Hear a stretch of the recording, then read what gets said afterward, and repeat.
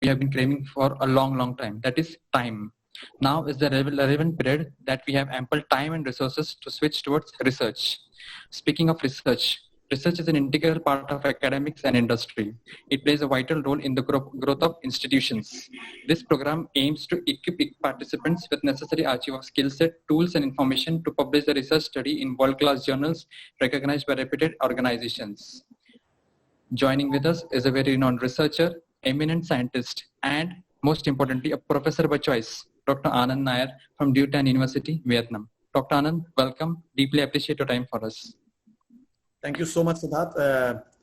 I welcome all the participants for the 3 days workshop on research methodology. And I hope that last time, as we have enjoyed in the area for Internet of Things, and we have discussed lots of activities, we have lots of discussion of research on IoT. So we expect that even we can take this workshop to the next level, in which I will be opening not only the secrets of research, but in order to make you, first of all, confident and mentally prepare that writing the research paper is not a rocket science. It is an enthusiasm. It can be like a hobby that everybody can enjoy, rather than to take it as a compulsory activity for the jobs and all these things. And the most important thing for a teacher is that it's an art to keep the subject illustrative, as well as to improve the teachings, as well as to improve how to become more confident and expert in that area. So I think that this 3 days workshop will be regarded as the platform for all the participants who have joined us today. I can see more than 200 participants now. So this is my moral responsibility that all of you are giving your expensive time to me. So the next 3 days are going to change your way of thinking towards research. And I have prepared lots of good materials, terminologies, and the questions, as of course, will be all welcome for all of you. And I have personally thanked the management of Siddharth Institute of Engineering and Technology that they have listened to me, my request for the last time when we have done the lecture of Internet of Things, that I'm totally interested for organizing a 3 days workshop on research methodology. So I'm very thankful, especially to Dr. Deepak Patil. I hope he is listening to me, and especially to Mr.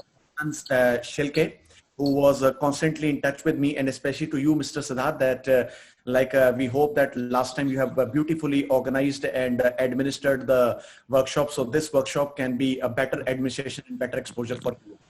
Sure. Okay. Thank you, sir. Sure. Thank you. So I welcome all the participants again. So let's start the journey. So do you want to say something? Dr. Anand, before we begin, I'd like to request Dr. Shaike sir, is the Dean of Research, to give a few insights of this faculty. Sure. Start with that, please. Shaike sir, please introduce. Thank you, Siddharth. Dr. Nair is a very distinguished personality, and we are very much fortunate that he is with us for the next few days. Last time I was hearing for the first time, and I am so much impressed with him. Then Dr. Patil sir, such a personality is there, and we have to go in hand in the area of the research. So I could not introduce him, because if you see, I will share his biodata. Small 3-page biodata is there. It is a small, I am saying, very small. It is a 3-page, very powerful. Such an Indian is there who is completely devoted for the society, for the science, for the technology, and have a flag in his hand about it. So I appreciate. So a small brief I will give about the Dr. Nair is that he is working as a professor, research and scientist, graduate school, Dan Tan University, Da Nang, Vietnam. He is a PhD computer science in area of senior communications, swarm intelligence, and network simulations. He has a 16 plus years teaching and research experience, including consultant in various research projects, specified in WSN, managed, swarm intelligence, machine learning, deep learning, cloud computing, big data, IoT, cyber security, intelligent computing, brain computing, network simulations, artificial intelligence, smart cities. If you surprise that more than 425 papers, articles he had published, and in SCI, in good publications. 25 books are on his name, 75 certificates from IT institutes, and 400 citations in Google Scholar. H index is 19, I index is 46. We can see the personality.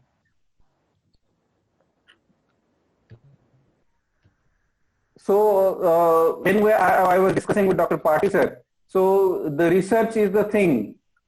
In particularly, we know where the grants are going, which institutes are getting the grants, where we are lacking. No, totally of engineering institutions, from the private engineering institutions, and we should know where we are lagging so that we are not getting the grants. Where we could not go to the high level of the quality of the paper. So, and a huge experience Dr. Nair has. He had taken one session in the last of 3 days, and it was really inspiring. So we discussed that why it should not be open to the society, not for the only SIM fraternity or not for the Sandeep Foundation fraternity, because we are from the engineering society. So it should be available. His knowledge, his dedication should be available, and we should avail it. And he is ready to extend his hands to us. So we have to take. I will not speak about how it will be the research. So Dr. Nair is an excellent personality with us, and he will demonstrate all the things, how we can apply, how we have the good quality paper, how there will be the good project, quality project. So no one can deny for the funding. So how we have with the industries, so that we write some proposals to the industry in hand. So I request to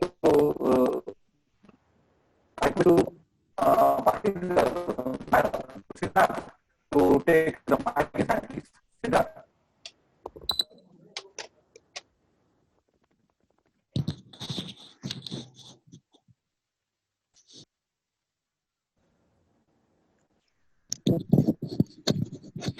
Thank you, sir, for that wonderful introduction.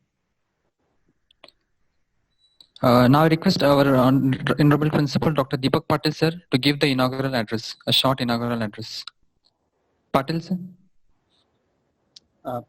Good afternoon to everybody, and thank you very much, Dr. Nair, to accept our invitation for this exclusive workshop on research methodologies.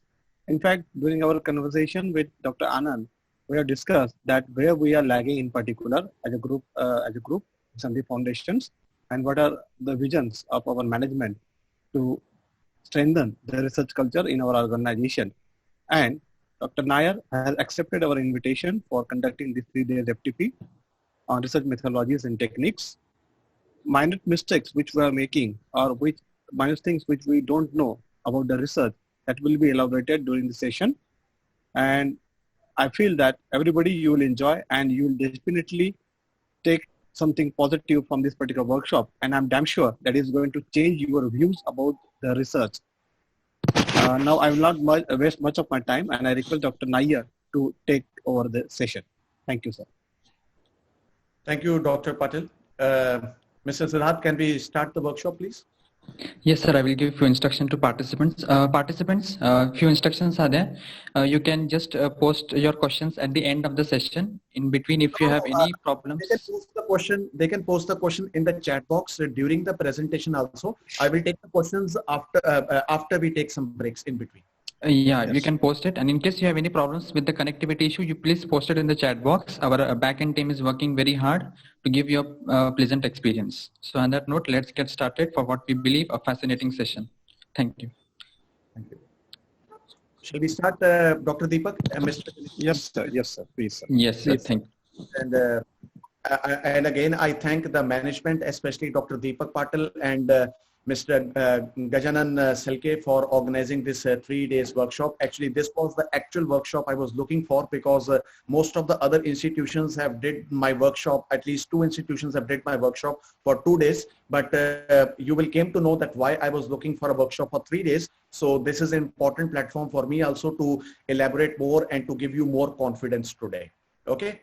So let's take the name of the God that let's start the workshop and let's dive into the journey of research methodology. So before I start with the research methodology webinar, let me first of all start with some terminology, some of my introduction, and very important for all of you to know that I'm very open guy. So don't hesitate to ask any of your questions and post it on the YouTube channel and even on the chat also, those who are listening to me. and those who are not right now on the Zoom and who are listening to me on YouTube. So please post your questions of research methodology over there. Every question will be answered. I'm saying every question will be answered. Okay. So let us start with, first of all, my introduction as some of my collaborations and how you can collaborate with me. And then we will start with some brief introduction, some motivation and foundations of research. And today, the most important stress will be how to mentally prepare yourself and what are the technical lags that we find in terms of PhD. And after that, tomorrow, I have prepared special session for all of you in which I will be discussing each and every component of research paper, where actually we lag. And actually, let me tell you, ladies and gentlemen, even as an editor-in-chief, even as a guest editor, I'm saying you that editor-in-chiefs and the reviewers don't reject your paper. You tell them to reject your paper. So because some of these sections are laggy, and why the people complained that, sir, we have published our paper in transaction, we have published our so many SCA papers, even 10 SCA papers, but still my Google Scholar is not increasing to more than 400 to 600. Why, where I'm lagging? Okay, so all these things and even how to write a chapter also will be discussed. And the most important discussion will be that how to choose a journal and some tools also. And even most important discussion will be how to write effective thesis. And even most discussion will be also on tools, methodologies, and many other stuff. So, okay. So don't worry, everything is taken care of, and I will go for a mix-based methodologies. So sit back, relax, enjoy, and take your pen as well as your paper to mark your notes. And some of the presentations after this webinar will be shared to Dr. Deepak Patil. And and you can all be in touch with him. I am the coordinator of this workshop, Mr. Ganajan, and we will be sharing your material as well as the websites that I will be opening for this presentation after this 3 days webinar. So thank you so much. Let's start the journey. Let me first of all share the screen with all of you. Mr. Siddharth, can you see my screen, please? Mr. Siddharth? Yes, sir. It is visible. Thank you so much. So first of all, let us discuss what will be the introduction and agenda. I have already told you some of the agenda. So let me first of all dive with my introduction. So you can see on the left-hand side, this is my photograph of the last year Dev Day Da Nang. This is one of the best prestigious event of Vietnam. And last year I have demonstrated there a LoRaWAN as well as a sensor communications and IoT. And my lecture was given the best lecture award. And you can see over here the award that I'm holding from my university. It is Outstanding Researcher Award. I'm the first professor and the first foreigner from India who has won this award because of my teaching as well as my research activities in my university. Here is my photo on which you can see the mouse right now. You can see me as presenting in Google I/O. This is one of the prestigious event in Vietnam from Google I/O. So I have presented there in the area for machine learning and Google machine learning kits. And this is my conference photo, which I organized this year, ICIIT 2020. And you can search it on ACM Digital Library. All the papers have been indexed in ISI Web of Science, Scopus. And next year, I'm again planning this conference in Ho Chi Minh City, Vietnam. All the papers will be indexed not only in ACM Digital Library, but all the papers will also go in the extended form in various SCI and SCI journals. I'm already in collaboration with 5 SCI journals. And by next year, I'm expecting to get more than 10 collaborations with this conference, ICIIT. So it will be a brand name for ACM-based conferences in Asia that you can join and you can submit your research papers. And you can see over here, this is one of my invention that I've done. And this is the owl that I'm holding. This is having smart capabilities in terms of temperature, moisture detection, detecting the people in the room. And even you can control your smart home, modular kitchens with this owl. And even you can say you can control your Apple AirPods and even your Google smart home with this owl. So this is one of the best gadgets that I've designed in the area for Internet of Things. So this is my brief, you can say, introduction to all of you. So I'm working as professor, researcher, and scientist in Graduate School, Jutan University. I'm a PhD in computer science in the area for sensor communication, swarm intelligence, and network simulation. 16 plus teaching years experience as well as consultant in various IT organizations for cloud computing, penetration testing, cyber security, network security, and other types of implementations also. I'm specialized in WSN, managed swarm intelligence, machine learning, deep learning, learning, cloud computing, big data, IoT, artificial intelligence, blockchain, smart cities, network simulation, and even I'm working on digital twinning also. I have published 425 research papers. So current on this date, as you can see, even today, I got my 2 acceptances in IEEE Access and 1 acceptance in transactions. So today I'm having 62 SCI papers that are going to be indexed and 50 plus articles in open source. So very soon I'm going to clear my 75 articles. That is going to be the highest score in Asia by me to be the first author to bypass 70 articles in the world of open source. Nobody in Asia is there. So 25 books, 75 plus international certifications from various IT joints, and 1460 plus citations. So today, if you can see, my citations have bypassed 1477. H-index of 20, I-index of 51, and recently with the latest JCR scores of various journals. So my impact factor is right now, as of June 4, right now, it is 103. That is the triple figure right now as a cumulative impact factor. 90 plus organization memberships, including senior member for IEEE and ACM distinguished speaker, and plus I'm also acting as editor-in-chief of my International Journal of Smart Vehicles and Smart Transportation. You are most welcome to contribute that papers, because next year we are planning to submit our journal into Scopus indexing. So with the grace of God, I'm expecting to get my journal, the fastest journal to be indexed into Scopus. So I'm associated with 500 conferences, including national and international, for program committee, technical chair, even the program committee chair, even the reviewer proceedings chair, and many other positions. I have delivered more than 200 invited talks in 8 countries, 50 plus keynotes, and 100 plus faculty development. And as of today, I'm going to bypass more than 175 by 10th of July. Certified drone pilot with 2 inventions, 3 patents, and 15 copyrights. And considering my teaching and research, I have been awarded 26 awards, including Young Scientist, Best Scientist, Distinguished Scientist, Outstanding Researcher Award, IST Best Teacher Award, even Indira Gandhi National Award for Excellence, Exemplary Educationist, Distinguished Faculty, and many other awards will be declared this year soon. So let us start the lecture first of all, because for research methodology, I believe that a teacher should also be a good researcher, and a good researcher is incomplete without having an effective teaching skills. But both the teaching and the research skills come with a complete knowledge, and the knowledge never stops. You can just complete your masters and PhDs, but you just completed some degrees, but you have not completed the complete knowledge. Knowledge, you can say that even the degree ends after the college or the schools, but the knowledge only ends when you end your life. So knowledge is very important. So the first motto for my life is knowledge for a better world.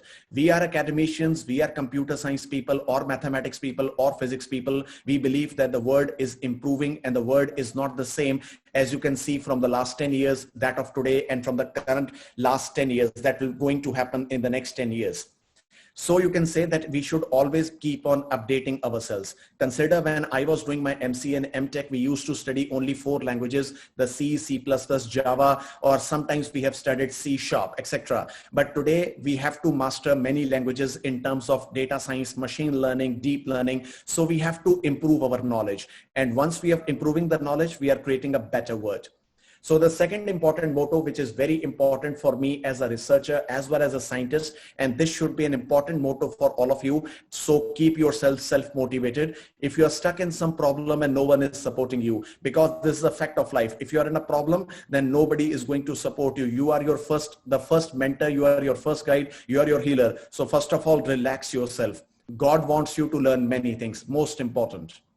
So the next important motto for us is that because we are writing research papers, I'm going to declare many myths today. So don't be afraid of challenges and hardships. We as a researcher, we always believe that research publication is just like a rat race. So if you are the first one, you're going to become the most eminent personality. And if you become the second one or third one, no doubt you can write the good effective research paper, but the clapping will only go to the first one. So always be ready to take hardships and challenges and try to keep solving the problems rather than to write the research paper.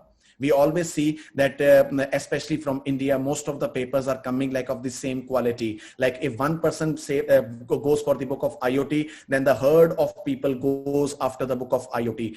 If one person goes towards the book of image processing, then sub-disciplines goes and goes. So we are just increasing the number, but we are not solving the hardships and challenges. So that is what we have to solve. And that is what you are here in order to understand about the research. So let me tell you everybody, this is a myth that research methodology is only starting from the research paper and ending with some citations and improving towards the grants. No, research methodology actually starts with just an investigation of a problem, and it ends when we solve a particular problem by giving the word a ready-made architecture, a prototype, or a product. So let me tell you, in the world of research, everything starts from a problem and ends with a solution. So the ending of the solution can be the outcome called a paper. So don't consider writing the paper starts and ends. No, it is just a part of research. Okay, so there is a myth, everybody, please clear those myths. And if you have any confusion or clarity you want, please basic to basic question, please write in the chat box. I'm very happy to help you, all of you.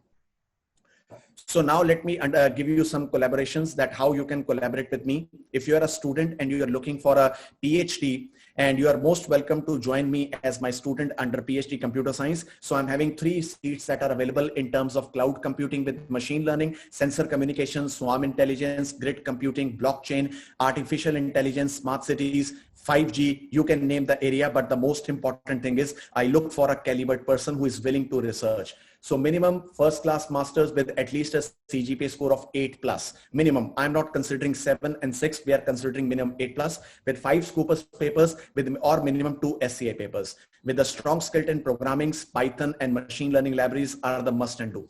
Now, if you are a PhD person and you are looking for a postdoc opportunity, you are most welcome to join your postdoc with me. So we look for a good PhD, and we don't consider that whether you are a PhD from IIT, NIT is just a myth, everybody. So we only consider what quality and skills you have and what quality publications you have. Okay, so if you have a PhD, even with a private university, no need to worry. It is even considered as a PhD. PhD is PhD. So the most important thing is what is your problem and what are your skills in order to solve the problem. Because I'm not after the degrees and the branding of the institutes. I'm after that how you take a problem and how you solve a problem. That is what we are doing here in the world of research. So let me tell you, ladies and gentlemen, there is a myth that if you have a PhD or a degrees from IITs, NITs, you are considered at number 1.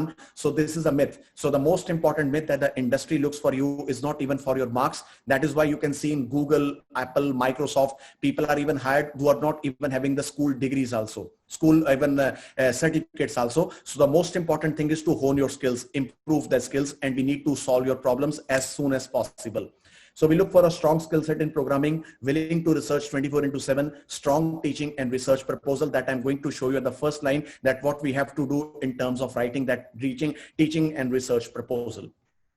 So this is the advertisement of my university that you can see for postdoc fellowship. And if you are interested, do send your resume to me. I will be sharing my email to both of this Zoom functionality and even to the YouTube also. So don't need to worry. So research collaborations, you can organize special issues with me, edited books. I'm looking for 4 more opportunities because soon my more books with Springer, Elsevier and Wiley is launching.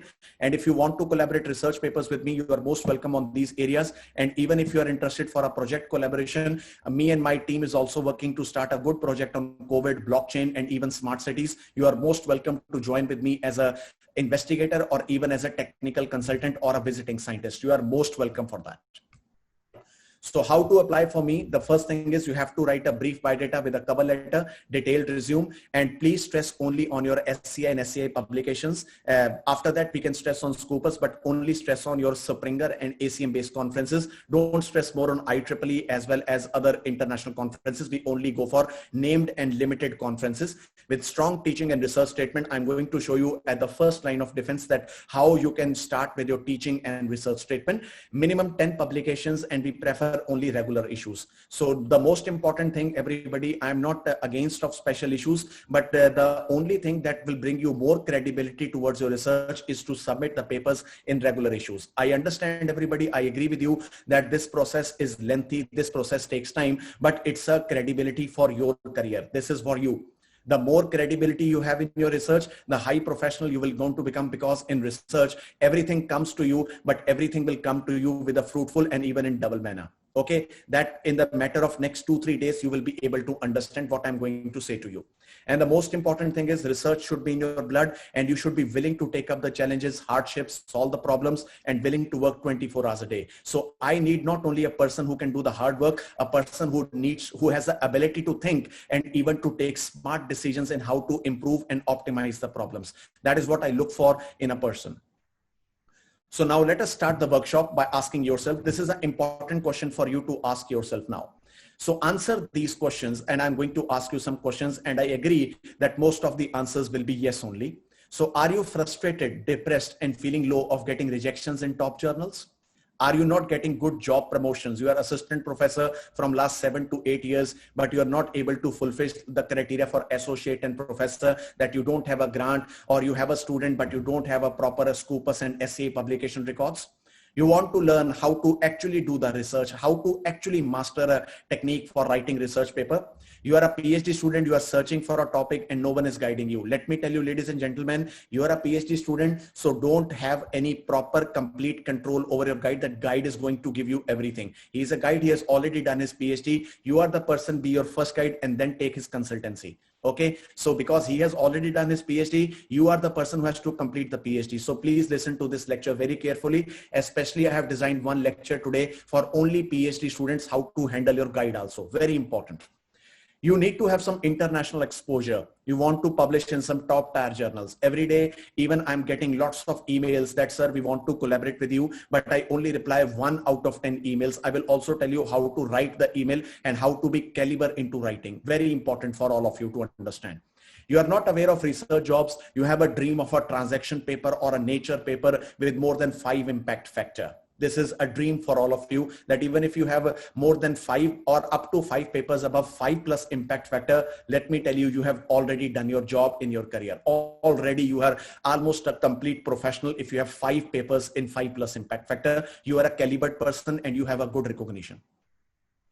So other questions are, you want to publish a chapter in good publisher, like whether you can say Elsevier, Springer, everything.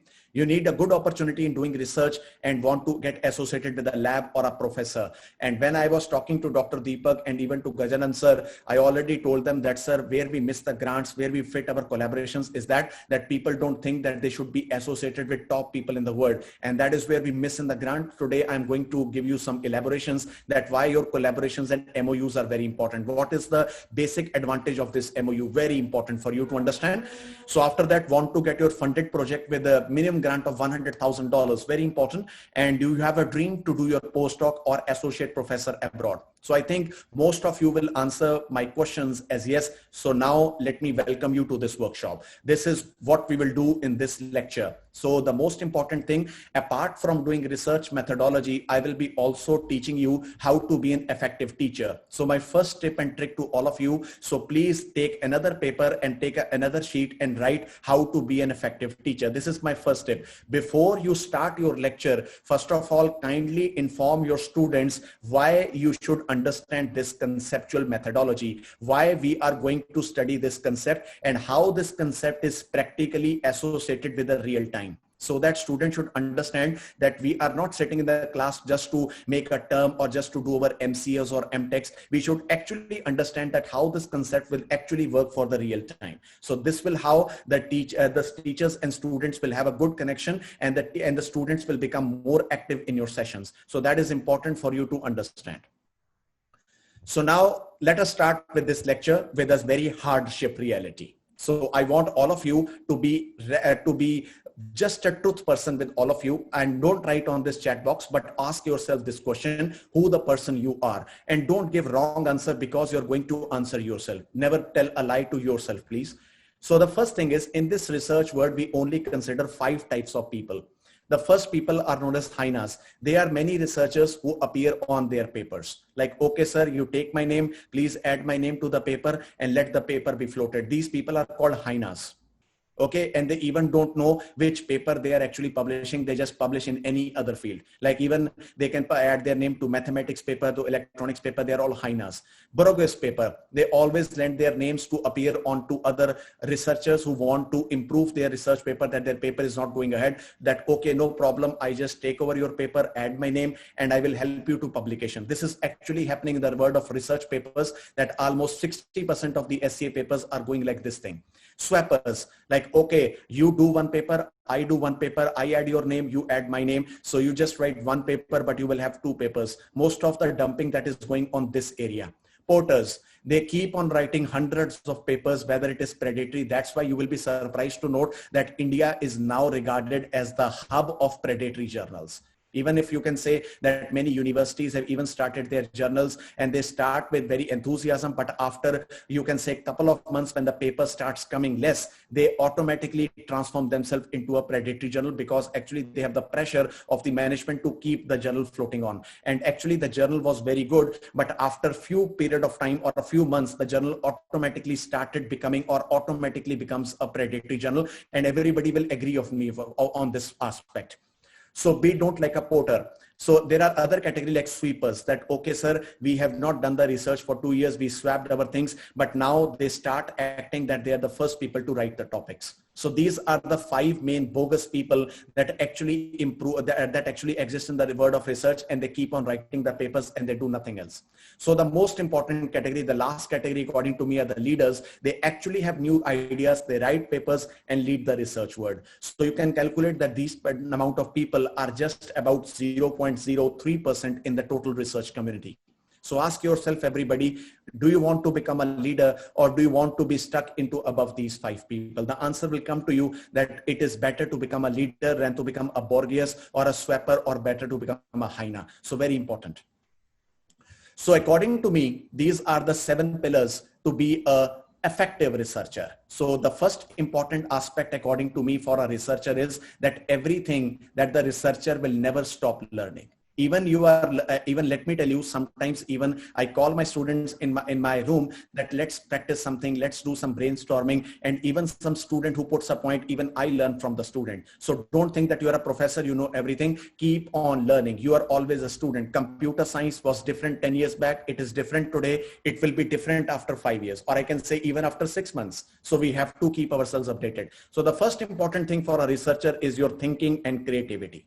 If you don't have the power of thinking, you think that this can be only like a sci-fi movie or like a cartoon picture or anything like a creative scientific minded thing, then you will not be a researcher. You always say that nothing is impossible. If you can see or you can visualize this in a particular thing, you can automatically see this in the reality. You can see, imagine that when the word started with the smartphone or the phones, mobile phone technology, you can see today where the smartphones are today. Imagine when computers started, even the one pen drive, even let me tell you, when I purchased my first pen drive of 8 MB, I purchased it for 1,000 rupees. But you can say that in today, 1,000 rupees, you can say that you can buy an effectively 64 GB or maybe 128 gigabytes of pen drive. But even we can say that in the next 1 or 2 years, you can even buy a portable hard disk, or you can say a small SSD, even with 256 gigabytes in your pocket. So the things are changing. Okay, so have a creative thinking, be aware and be informed of everything. Gone were the days when you just have to learn one technology, that okay sir, I'm into computer science, but my mastery is cloud computing. No, but today if you are working in cloud computing, naturally you're working on big data, naturally you have to work on security, you have to work on blockchain, and you have to work on the front end and other technologies. Today paper don't go in SCI with only one specialization. It needs to be fused towards many technologies. Then you can find that I have designed a particular architecture or a model that can give me a creative thinking. Have strong networking, everybody. I'm going to tell you the network parameters. Keep an eye on the problems. Keep on discussing with the community. Have some Facebook groups. I will be also showing you some Facebook groups tomorrow that you should please subscribe and be the member. So always be the first to take the challenge. Have a strong command on English and communication skills, and please have ethics on emails, because I already told you that many times when the emails come to me, I only reply 1 out of 10, and rest of the emails that okay sir, respected sir, I want to have collaboration with you. What are you saying? Who are you which institute you are belonging, what is your signature, what is your publication record, I don't know anything, how can I give you a collaboration? So have some manners in order to write an email to effective professor. Keep learning, learning and learning, and always think that you are a student in your field. And the most important, everybody, let me tell you, very important, this is my quotation, and I always have written this quotation even outside my office, even on the wall, and even today in my apartment also. Never retired. Because this is a quotation today I'm going to speak in front of you. I'm going to speak it 2 times. You can agree with me. If you are tired, you are retired. I'm saying again, if you are tired, you are retired. So the teachers retire, and army men can even retire, government people retire, but researchers and scientists, they never retire. Because we are the people who actually think, and we are the people who actually transform the world. So how can we retire? We don't retire. So now let me tell you the first important thing that we should start, what actually is meant by a research problem. Now many people say anything can be research. We can start with any problem. Let's start with the papers. The first thing, everybody, please don't go on research papers. This is my first thing, all of you. Many people ask me, sir, first of all, what we should do, where we should find the problem. I said, what is your interest? And the person says, sir, my interest is cloud computing. And I ask them, what else, what do you know about cloud computing? Do you know what is happening? What is data center? What is virtualization? What is Hyper-V? And they say, no, sir, not much. So the first important thing is you should understand what is meant by a domain knowledge. And then after that, took that domain knowledge in order to find some research problem. If you don't have the domain knowledge that, okay, sir, I am working on cyber security. And if you don't know what is Kali Linux, what is actually meant by malware, what is meant by worm, how they actually work, how can you solve a particular problem in the world of cyber security? So the first important thing is have a domain knowledge and then try to have a research problem. Suppose you're working on web technologies and you don't know what is semantics, what is ontologies. How can you write a research paper? How can you find a problem that can be over towards web semantics or ontologies? So understand the problems first. So research problem can be any difficulty or an issue, or it is a gap in the knowledge that you have to address. So it can be either theoretically, either you have to solve with some mathematical problem or with some architecture or with some workbench, or either you can solve in the real time. So be it in your mind that research takes both the problems, what you want to focus and what type of interest and topic you want to clear. So the most important components that I've given in front of you are the individual with some difficulty. Actually, if you are in difficulty, naturally you are having some problem, and that problem needs to be solved. So if you have any problem in this world of your field, you are actually doing that problem, and that problem, to solve that problem, that is called a research problem. Second, what are the objectives to be attained? What is the environment of the problem that is existing? What is the course of action that you are possibly planning? What are the possible outcomes, and what will be the objectives of your study? So let me tell you, there are 2 types of objectives. What is the objectives of research? What is the objective of your study? What is objective of research? That how you will solve the problem. Now, what is the objective of study? How you will make yourself better in order to understand that problem and to leave that gap that, okay, sir, I have that domain knowledge, and now this is my objective, that I should understand these aspects of the problem in order to make myself comfortable to solve that research problem. Suppose if I'm going to solve a problem that, okay, sir, I have a research problem in order to find some antidote on ransomware. So what is my objective of study? In order to first of all understand what is ransomware, how the ransomware actually works, what is the methodology and the working style of ransomware. Then I should understand that, okay, what are the ransomwares that are making the problems, and then I should take that how I have the base of the objectives of my study to take a gap and to take a bridge, how I can solve that objectives into the research problem. So understand, everybody, if you want to solve a research problem, first of all, have the objectives of your study. Very important.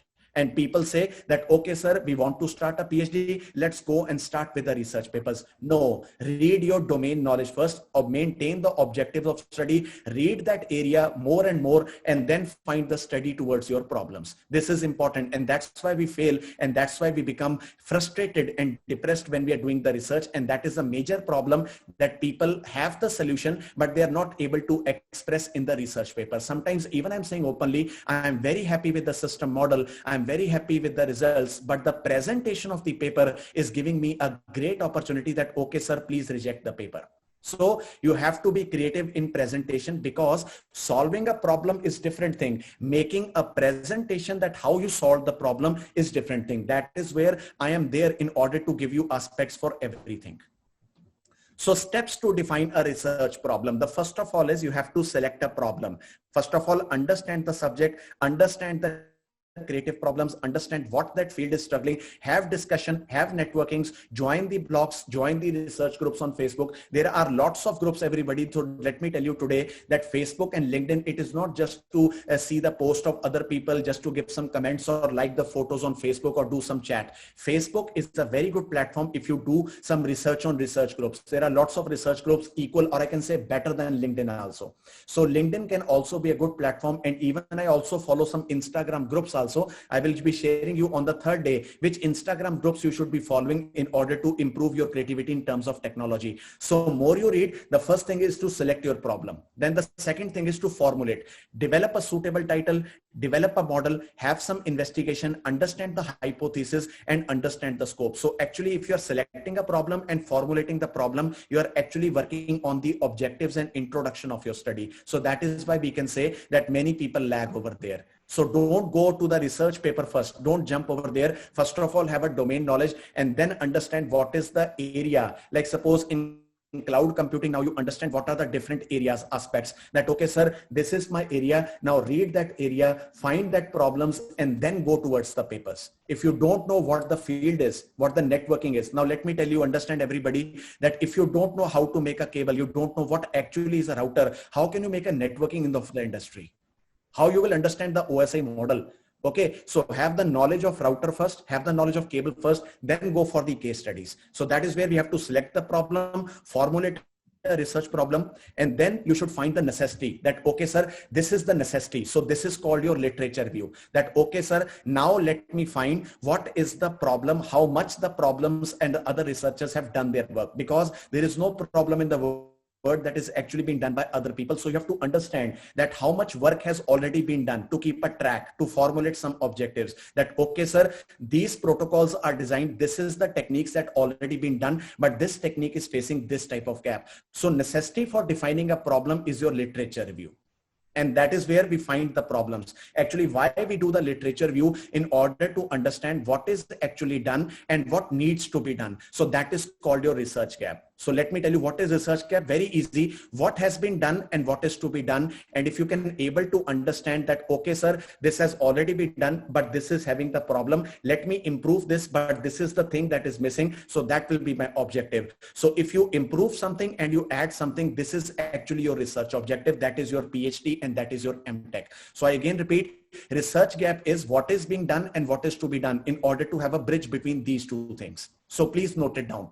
So now after that, you have to master the technique. And let me tell you, the technique could be your method. I will be showing you one presentation after this. What is the difference between methodology and method? So how you will solve the problem that, okay, sir, I will go towards real time. I will use MATLAB. I will use simulation. So let me tell you, ladies and gentlemen, I'm not against of MATLAB. I'm not against of NS2, but let me tell you, if you really want to understand research, MATLAB and simulation environment should be a part of it. So this is only going to provide you a testing environment, but they already have a boundary. But real-time impact, what is the real-time result? That is totally different. So try to find some problems and try to find some solutions in the terms of, you can say, real time. Some people say, sir, we are working on cloud computing on Cloud SIM. I said, why you are working on Cloud SIM? If you have Amazon, so give them $70 or give them $100 at least for 2 months, and you can buy and you can find the problem over there.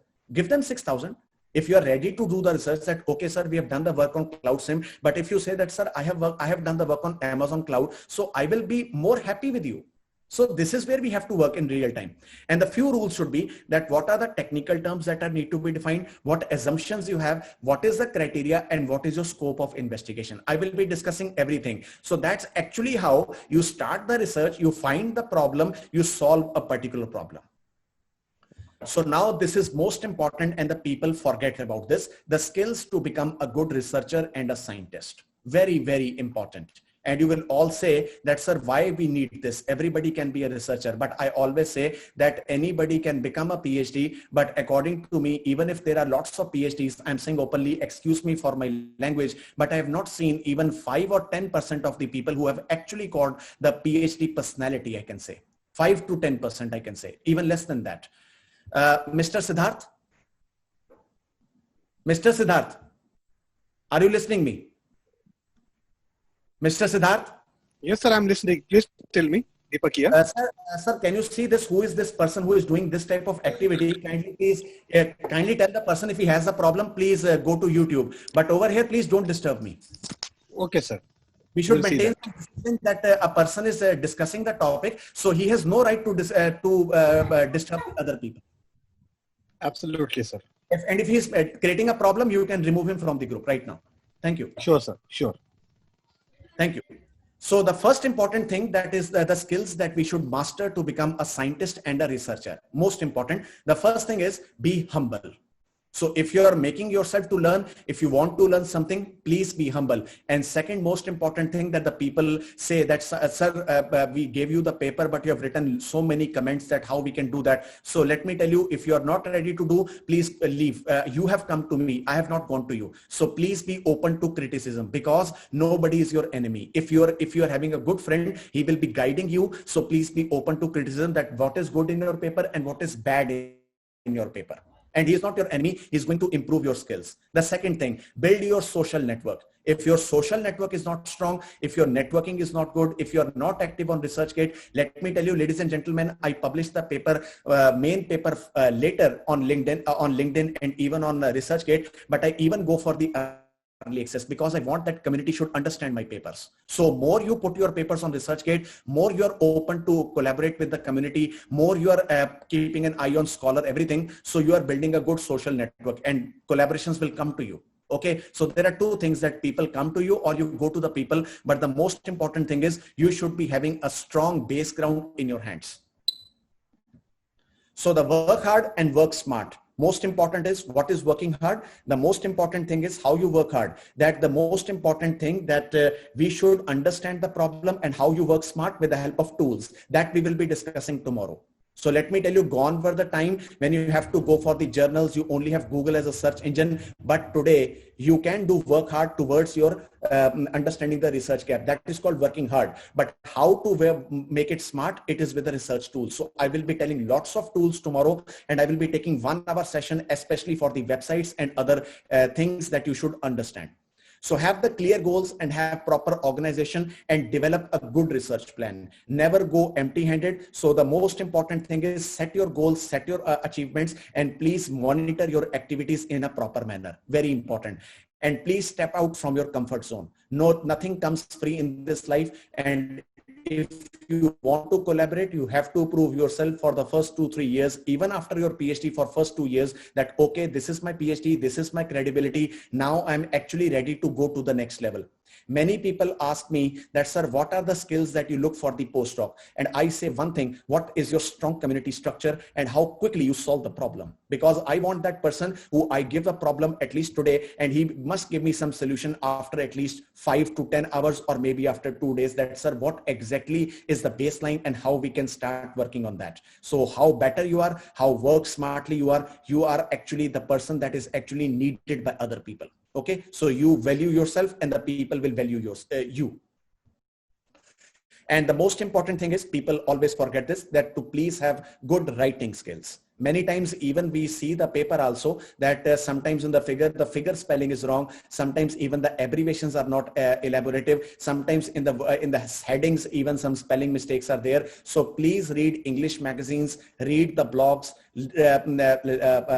watch YouTube channels more and more. So more you are learning English, more you are practicing English, it is better to improve the communication skills. Okay, so don't worry that you are from like a local language board or you don't have the English environment. The only thing is you have to create an environment for you, because you have to become popular. So you have to design the things like this.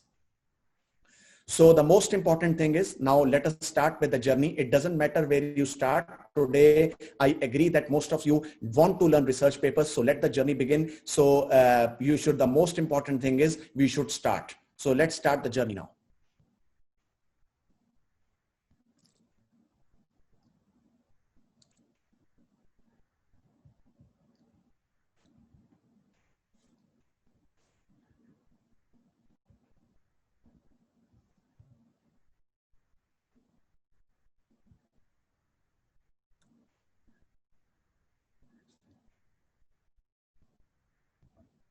Okay. Now, let me tell you, ladies and gentlemen, in order to, I have got lots of requests of the people that, sir, please tell us what is actually meant by teaching and research statement and how we can prepare the cover letters. Very important for you to understand. Now, even I would like to request that those deans and those HR people or those people who are actually into the management decisions of their institute, please, whenever you want to hire some professional or whether you want to hire an assistant professor or associate professor or even a professor level job, please tell that not only resume we require, the person should also give you a teaching statement and the person should also be submitting the research statement, because teaching and research statement are actually the presentation of your previous work, what is your current work and what is your future plans. Only with these two things, let me tell you, resume is just your achievements that can be understood. Okay, because when you come in the institute, you are already having some basic qualifications, that is okay. But if you want to, because if you want to hire a correct person in your university or your institute, it is very important to understand what he has done, what he is doing, and what is his plan of future, how visionary he is. Okay, so if you are hiring a person without a vision, let me tell you, you hire a person, he will just be a teacher. But today the institutes, and if you want to make your institute to come better in NIRF ranking, or you want to improve into the world QS ranking or the Asia QS ranking, you need not only professors, you need a proper visionary person in your life. So please make it sure that teaching and research statement are actually understanding what visionary and how better is the thinking of the person in order to be better fit for the teaching as well as research for your university. So let me tell you, in order to perform the academic job search, there are 4 types of jobs today. The first thing is called postdoc. So postdoc is not a job. It is basically an association. It is basically a joint venture of you with a particular professor. And let me tell you what is actually a postdoc. Postdoc is not any university degree or other thing. It is a myth actually. Postdoc is what that a person is having a lab. Like suppose one person is having its own artificial intelligence lab and he has published a grant and he has got a grant to his lab that to solve a particular problem in the real time, because grants are only given to solve a particular problem. So in order to become an assistant or and that person wants to hone some skills of scientific quality, that person can advertise that, okay, be my fellow and please be there in the university in order to assist me to a particular problem. So as a postdoc fellow, you will be only working in a lab with a particular professor in order to solve a particular problem or to be in a part of a particular project. So if you really want to understand postdoc problem, now so in order to get yourself postdoc, so please be in touch on LinkedIn and to academia.edu or to ResearchGate, where professors advertise, like even I have advertised in the introduction 5 minutes back that actually I'm working on these areas and I'm looking for a postdoc with me. So you will be working with me on a particular problem, and once that problem is completed or a grant project is completed, your fellowship is completed. So postdoc is just to improve or mentor your teaching as well as research skills. So the second thing is what we can say the visiting faculty or a seasonal faculty. The third thing is called tenure track. Many people don't know what is tenure track. Tenure track is called as a confirmed appointment by university. Like we say a permanent job in India, we say it's a tenure track. So your tenure track can be either for 2 years or maybe as a contract base or can be a confirmed track. And the last but not the least, you can become a scientific consultant and you can even start your own company as a startup. Okay, so these are the 4 main positions that actually in the word looks like. And this is important for your institute that whenever you advertise an institutional position, please hire some specializations also. Because if you see ResearchGate network, if a person wants to hire a particular department, they actually hire the person that he should be master on software engineering or cyber physical systems or system simulation with robotics or with control towards these subjects. So have a specialist person with you that can hone your skills, because gone were the days when we only have MTech computer engineering or BTech or MCA programs. Today every institute wants to become an industry ready institute. For that you have to improve your programs with specialization to big data, data science, machine learning, deep learning, robotics, automation. So all these type of latest courses require demanding professors, demanding creativity skills. So for that we need to advertise the jobs professionally and in a careful manner. So where can I find my job postings and opportunities? So let me tell you, these are the main areas that I'm going to give you: academicpositions.com, conferences, very important. And I'm not talking of those conferences where every institute just go to Springer, give a proposal that, okay, sir, let us take this conference, or they have a local conference or any webinar. No, I'm talking of at least some Springer good tier conferences or IEEE A-star conferences. You must go there, build a network, and please try to have at least one visit outside of the country, whichever country you're listening to me. So please have at least one visit every year outside your country and try to have good collaborations and good connectivity with the people there. Unless you don't go and meet them personally, you don't have the connectivity. This I have observed with my experience. Meeting a person on Skype is different thing. Meeting a person physically, it is different thing. It will give you different platforms.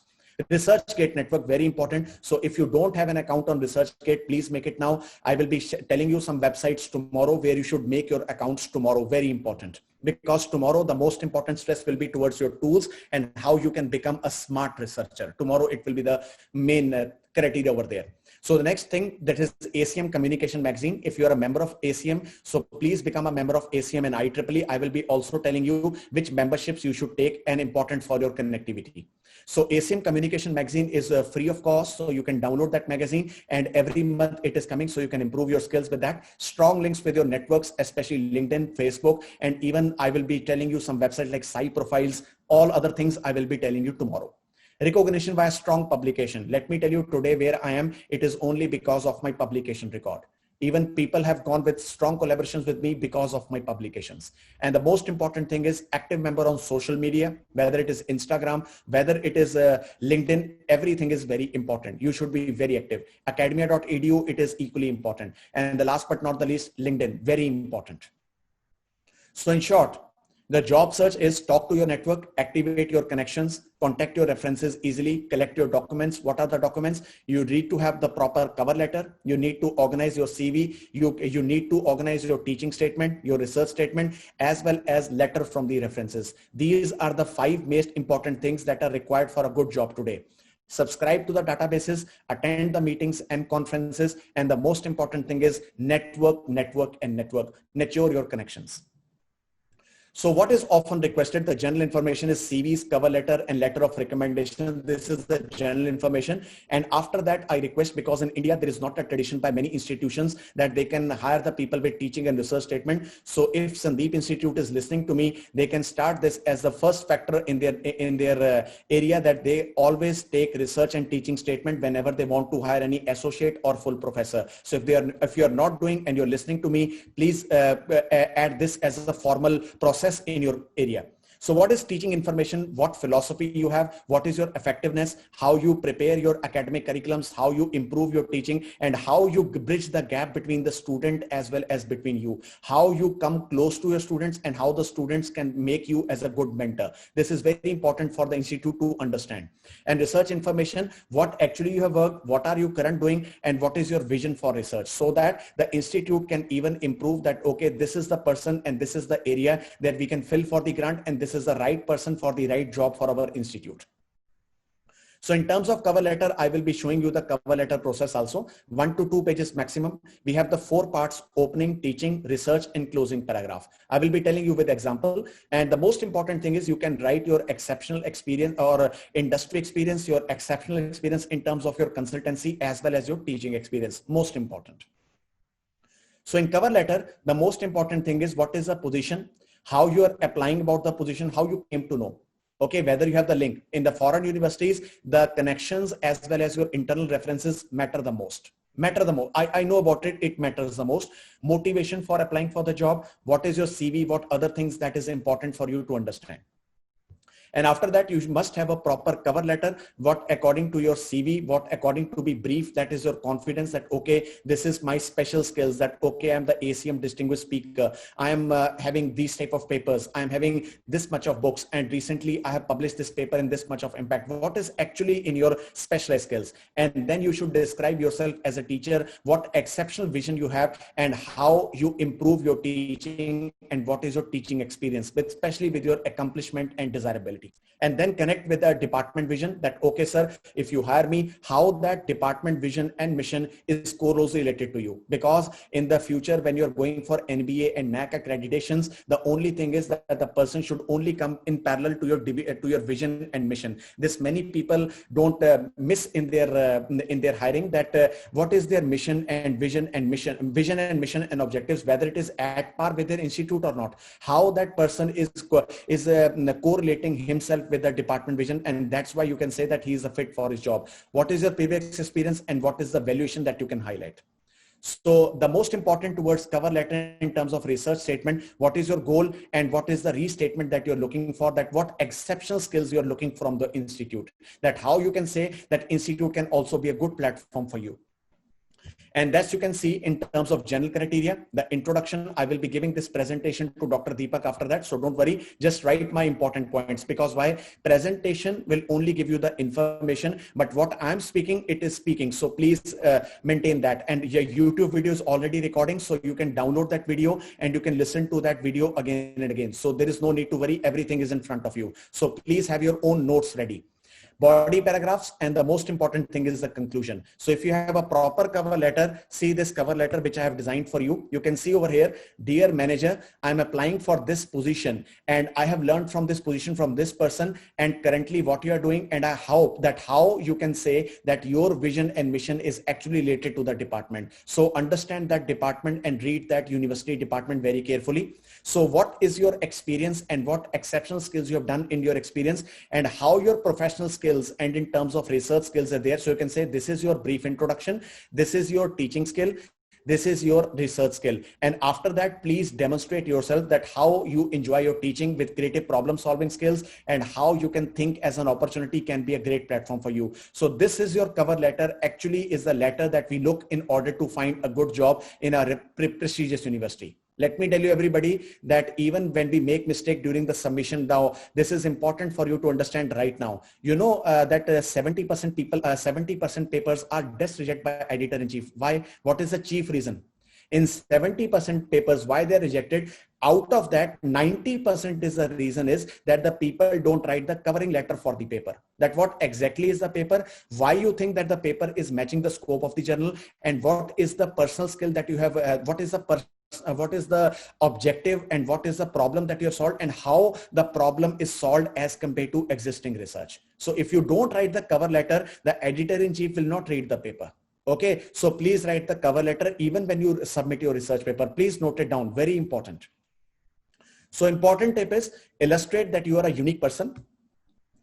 Teaching statement. Now let us talk of teaching statement, student evaluations, letter of recommendation, what is your previous experience, and the most important thing is what is your philosophy of teaching, what is your quality, how you bridge the gap between you and the teacher and the students. Now let me tell you what is my thinking is that when I start teaching, the first teaching step that I do, if you are ready to understand my teaching philosophy, because I can give you in next 1 minute, I can tell you how I actually teach.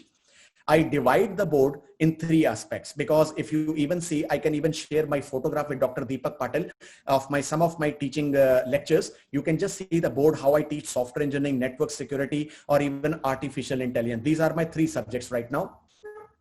I first of all divide the board in the left-hand side, that what exactly is the teaching that we are going to do today and what is the outcome of the teaching lecture.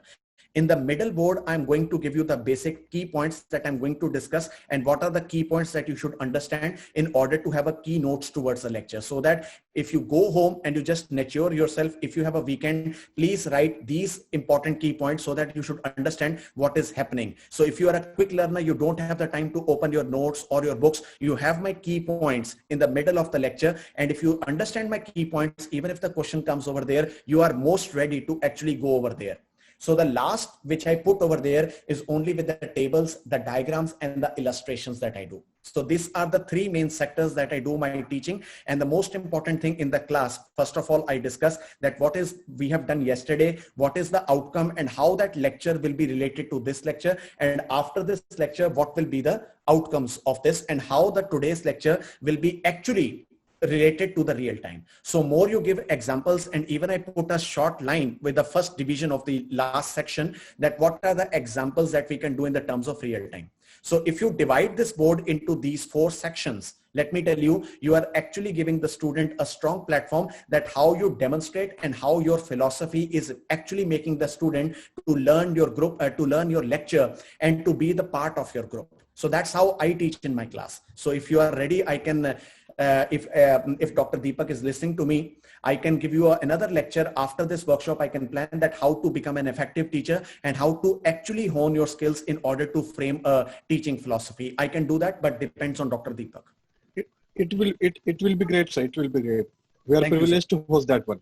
Yeah, thank you, sir. Because actually I'm looking for an institute who can hone this lecture, that how to be an effective teacher, Yes, how to become a creative teacher. This is important for us to understand. Sure, So in terms of teaching statement, you should understand how narrative you are. Okay, how you actually communicate, what is your methodology of teaching. So that is why I'm saying everybody that if you interview a particular person, first of all, understand that person, that how actually the person is teaching the particular skill. Okay, so don't ask the person that, okay, come and give the lecture. He can be ready for 5 to 10 minutes. He will come with a particular skill, but we should understand what is his philosophy first of all. Then what is the purpose, how you conceptualize the idea. Okay, how you go for the promotions, what are the awards for your teaching, and how you improve your clarity. Now, suppose if the student tell me, sir, I do even in some lectures I can find that student is having some problem in some aspect. I can understand with the student, but let me tell you how I do that. I just correlate with some video of YouTube, that okay, let's see this video first. Now let me tell you, if I'm giving them a lecture of cloud computing, I tell them, okay, let's have a video of data center first of all. What is data center? Now you are ready. Now let's understand what exactly is a data center. So it is very important for the teacher to first of all mentally prepare a student, and then he should start teaching in the class. Okay, so very important. Understand teaching first. Teaching is not a science. Teaching is an art. To maintain a gap between how you reflect the students, your conceptual methodology, and the students say, sir, actually we now able to understand, and now we can just read the conceptual methodology with the book just to write the paper, but your lecture will work with us. So main thing, everybody, there is a myth, everybody, that as a teacher, everybody can learn from the books, everything, because the student will only learn the books and he will go for the examination. But your lecture, but what is the teacher? What is a lecture? Lecture should be to improve their skills and how he should have the problem solving skills, that if a question comes like a tricky question, how he use your lecture in order to solve that particular question. So that is, so the lecture should be like a mentorship lecture. Okay, and to make the concept understood, so that when he hone his skills with the book, he can feel comfortable with understanding the conceptual methodology. So that is what as a teacher, I believe in this philosophy. So this is the consideration. You can see how the students you believe that they can be best by. I believe the role of the teacher, what is your responsibilities, what is your knowledge, critical skills, and the most important thing is psychological skills. How you think that why you are the better teacher in your class, how you can improve the creativity skills of the student, how you can make the students think. Now let me tell you, I will just take 1 minute. In Vietnam, we have the you can say the evaluations of a teacher out of 6 points, and I'm very happy to announce you that out of 6 I'm at 5.77, which is one of the highest scores in Vietnam. I'm one of the teacher. So I'm the #1 highest scorer in my university in teaching. So in terms of consideration, you should understand the philosophy, how to access the student learning, that are they able to solve the problem. Now, let me tell you, everybody can make, and let me tell you, as a teacher, I just explain them the conceptual methodology and explain them how this concept can be applied. But when I ask them the questions, it will be a case study question. If I give them the paper, I give them the assignments only with case study. So don't give them the question with descriptions. Give them a question where they can think and they can apply your lecture in order to hone their skills. Then they can say that, okay, they're attentive in the lecture. Okay, they know the internet and how they mix your lecture with the internet, and they can solve the particular problem. And then you can say that you're an effective teacher. So how diverse you are in the classroom, very important. This is called inclusive learning. So rest depends on Dr. Deepak, how we can quickly go for this lecture, but I want this lecture to be done soon in this university, in this institute of yours. Yes, sir, I'll take your consent and we'll arrange. Yeah, sure. So the important tip is always concentrate on illustrations. So let me tell you, as a teacher, as a philosopher, because this is your teaching philosophy lecture right now. So as a teacher, please focus more on examples. Okay, because when I'm going towards, because let me tell you, when I'm teaching data structures, if I'm teaching circular queue, I'm telling them, okay, what is Winamp? Winamp, if you see the playlist, this is actually called a circular queue. If I'm teaching stacks, where actually it is there in the Windows, how you actually go for like a task manager. When I'm teaching operating system, how the client will come to you, how you will came to know that what are its requirements. That is how I do in the terms of software engineering. So that's how you can take more illustrations toward examples, because if you take more examples, the concept, you're already winning the student with 60%. That is the most important technique to win the students in your class. So this is what important I can say, that if you want to win the students with the examples, you have to be informed of your lecture. So let me tell you, if you're preparing a presentation of the lecture, I don't say that you prepare a boring lecture, but if you are preparing a lecture without any real-time example, that where the concept is actually happening, you are not doing you are not doing creativity, and you are not doing proper work in your teaching skills. So have illustrations toward examples, that how you will teach the concept in the real time. This is your philosophy. That is your psychological skill. So consideration is that how you cite your resources and how are the research areas you are collaborating with teaching. So teaching will actually give you a birth to become a researcher. So let me tell you, even I have not started publishing papers in the first year or second year of my teaching. I started publishing the papers after second year of my teaching, where I actually started learning what are the examples, what are the problems, and then I was starting to do the projects, and then I started writing the papers. So teaching actually gives the birth to a researcher. So that's why we say that it is a philosophy to state the statements towards becoming a researcher. So keep it brief, everybody. Don't make empty statements. Don't portray your students, don't reproduce your CV, but only thing is how creative you are, what exactly you do in your classroom, how exactly you teach. This is important for teaching statement. So never stretch and hide the truth, and never be too honest. I don't say that be too honest in your class, so be self-regulated and don't shoot yourself. And the useful advice is, it is just basically, what is teaching statement? It is basically your performance, how you actually deliver your content and how symbolic meaning you are there. So how you can say that, sir, I have done a good job in teaching, how my skills are actually getting better and better.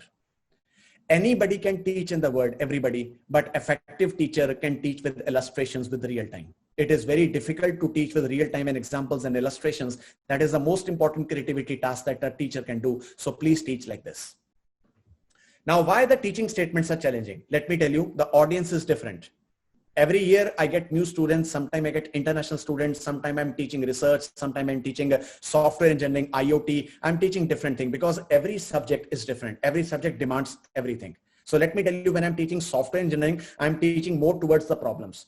If I'm teaching operating system, I'm more towards the practical whereabouts at how we actually use Windows operating system or Linux. When I'm teaching artificial intelligence, I'm more towards the creative thinking and the visualization of the future. When I'm teaching machine learning, I'm more towards the problems that I'm giving to the students. I'm challenging them. So everything is different. We have to teach that the students with a different genre, and we have to have greater variation in order to become that some things are not obvious. We have to improve our posture of teaching.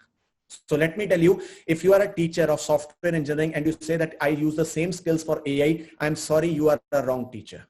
Every subject demands different things, and you should be creative in order to deliver the content. How actually you're illustrating the concept. This is what your philosophy is all about.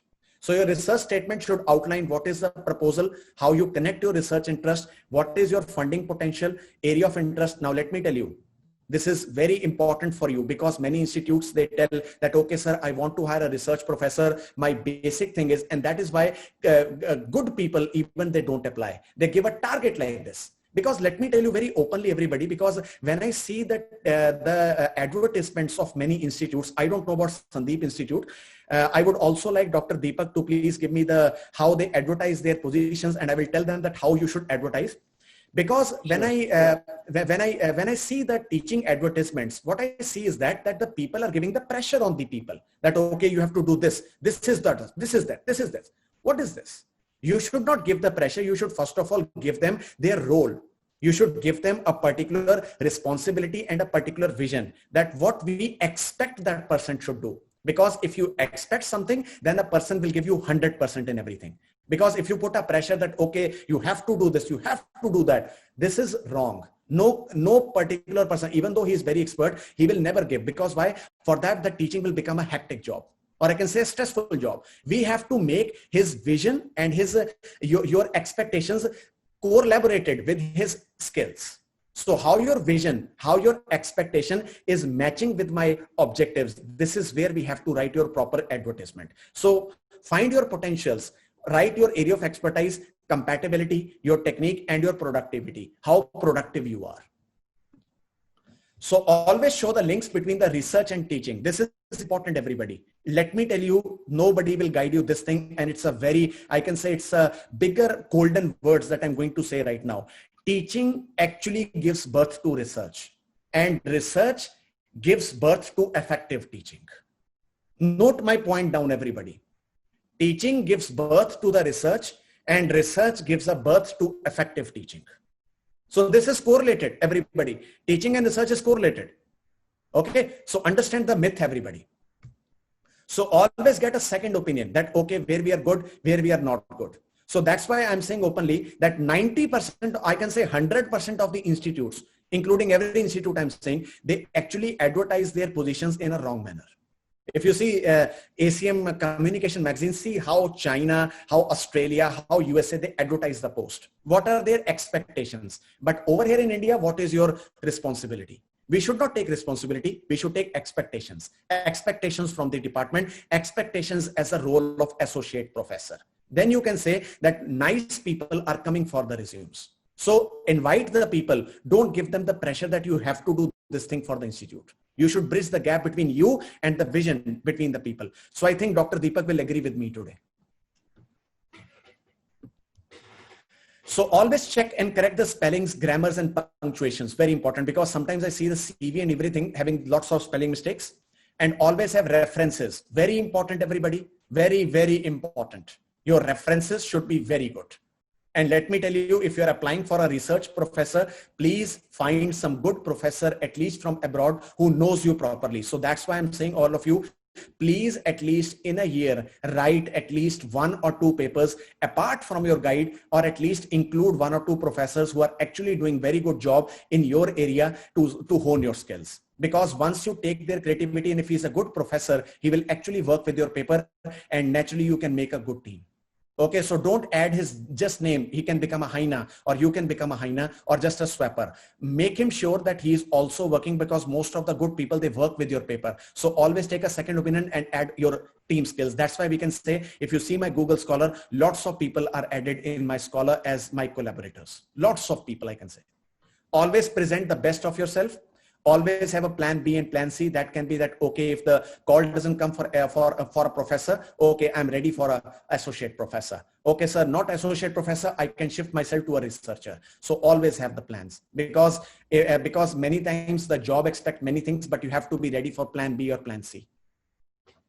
So across all 3, we can say, always be short, be a particular message, be connected, confident, factual, coherent, and please be sensibly concluded. Very important. So these are the resources from YouTube, that how you can write a good teaching and a research statement. So I think today you can understand that why the teaching and research statement are important, and how you should actually write your teaching and research statement along with the cover letter.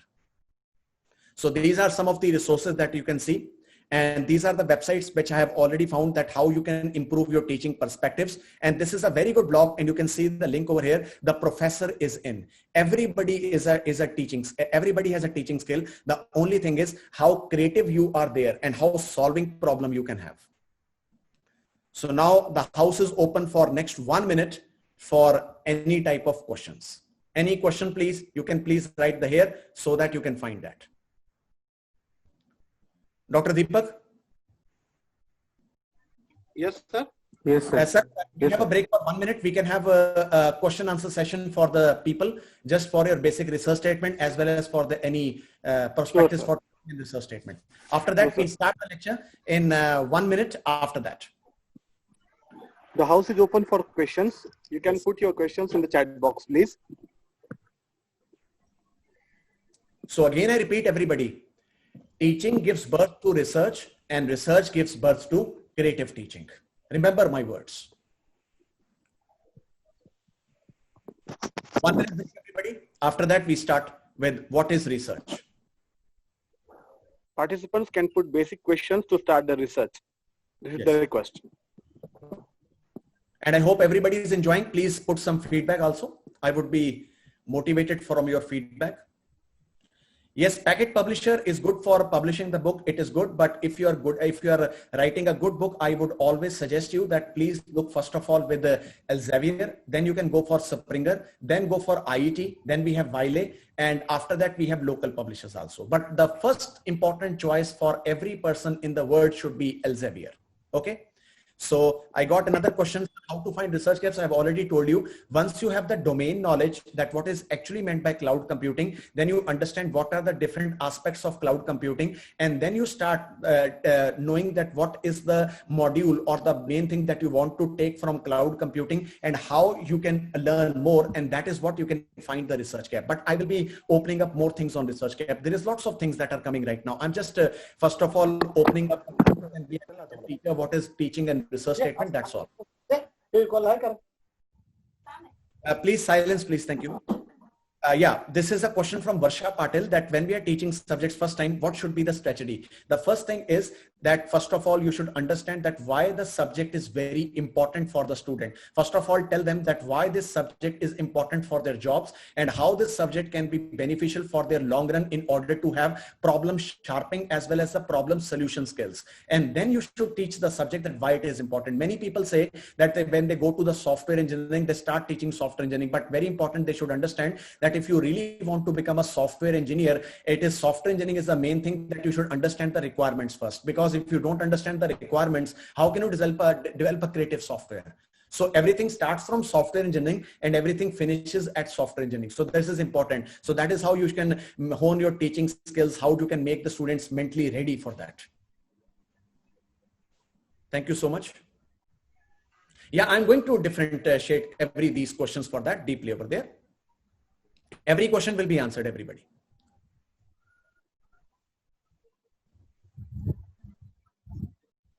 Yeah, I have not started the lecture right now. This is just an introduction. Main lecture will be starting after 10 minutes when I'm going towards research, when I'm going to mentally prepare all of you towards research. Now I think everybody is mentally prepared how actually the teaching is important and how you can become an effective teacher. But I request Dr. Deepak Patel again that please add my one seminar that how to become an effective teacher for 2 days. That is my 2 days lecture. It will be done, sir. It will be done. Thank you. Thank you, sir. Thank you for this opportunity. That will be a pleasure for us actually. Yeah, sure, sir. Because let me tell you, I'm openly saying, sir, that teaching is a skill that we should learn after every 2 months, that how we can improve our teaching skills. Absolutely, sir. Yes.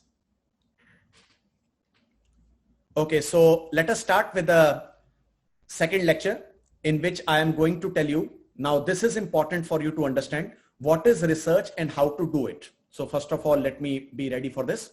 Okay, everybody. Now let us, excuse me, sir, Dr. Deepak, please see into this matrix. Who is disturbing this? Let me check, sir. Let me check. Please see this. Sir, Kunal, please check this. sir, you can do from your side, sir. Sir, you can do, as you are sharing the screen, you can do from your side. We could not do from our side. What will be the disturbance that you can stop?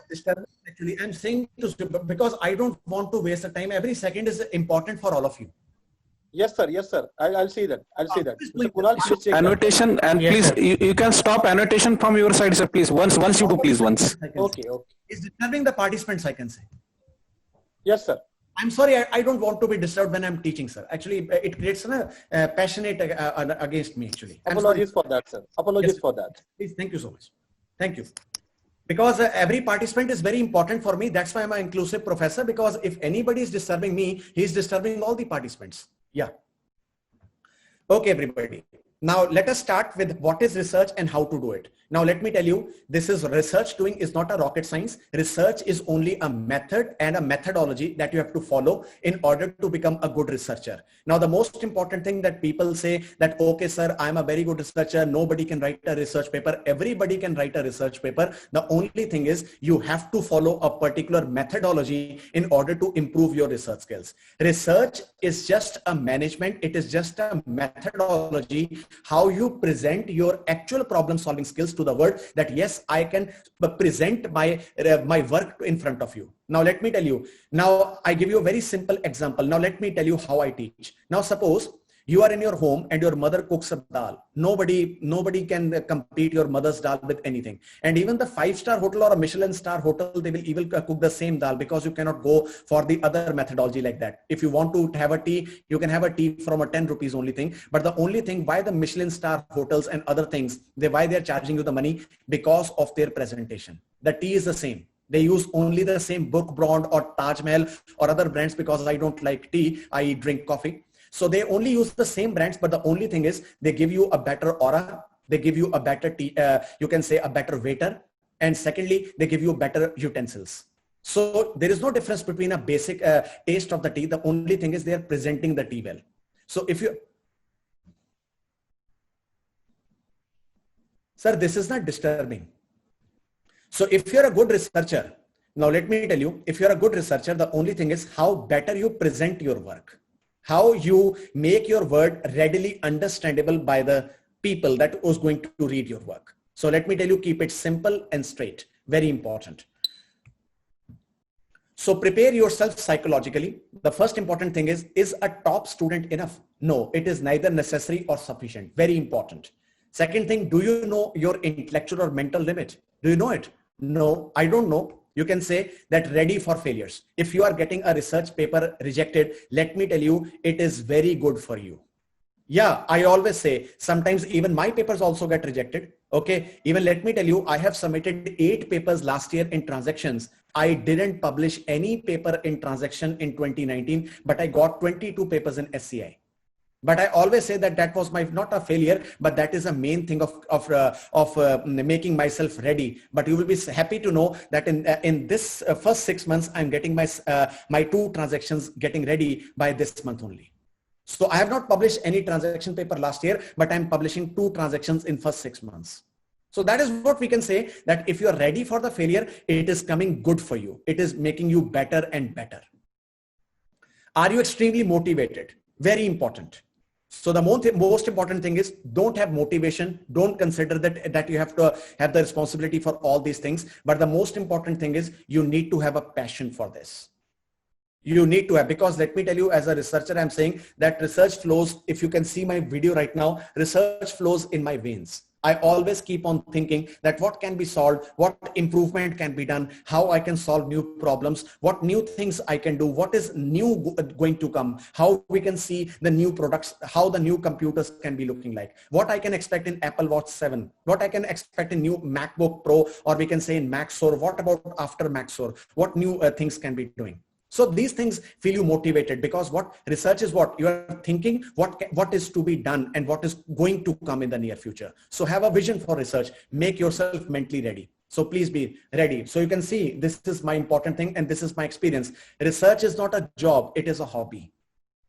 Yeah, it is a hobby, everybody. I write research papers not to convince my university or to improve my standards, everything. It is coming. I never keep a track on anything, what the number is. I just keep a track what problems I'm solving, what I'm giving the word, how I'm getting recognized in my community. So what is research, everybody? This is important. What is the difference between a homework problem and a research problem? Now, let me tell you, as a teacher, now how you can become a researcher. Now, let me tell you. Now, suppose if you're teaching software engineering. Now, if we go for this type of lecture by Dr. Deepak Patil in coming days, now let me tell you how I will also teach you how to put assignments in the class. Now, let me tell you, I give you one example. I have seen 60% of the people, they say, okay, sir, what is software engineering? Explain the different models. This is just a homework. Okay, what is written in a particular book, the person will just vomit or just write over there or just copy paste from the internet and give you the homework, and you will just check the homework because you even know that what is this.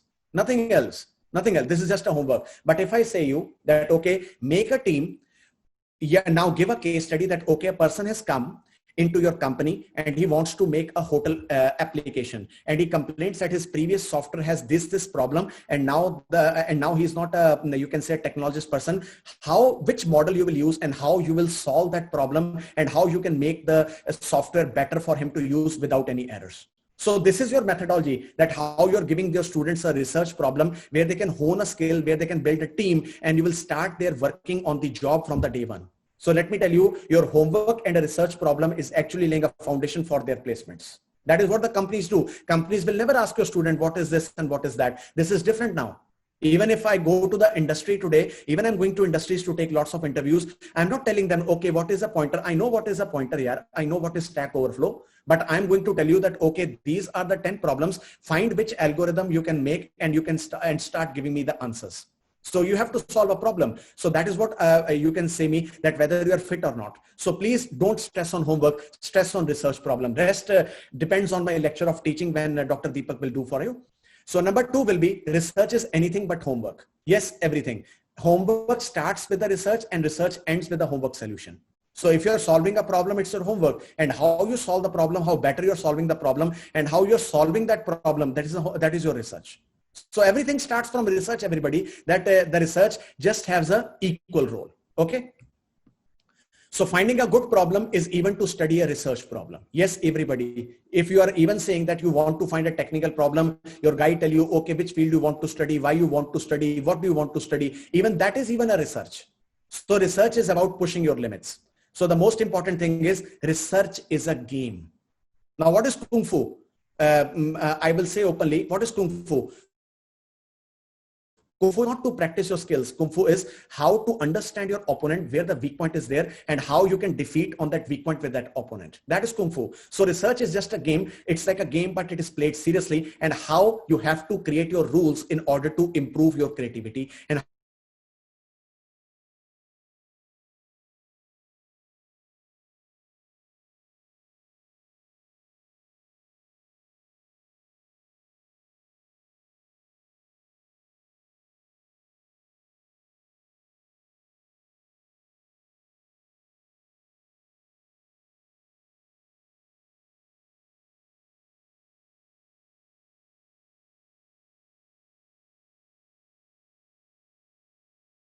what is engineering research? Engineering is about optimization, but engineering research is to find the limits, how you will find the better ways to optimize. So in engineering just tell you invention, but engineering research will tell you how the invention will actually work.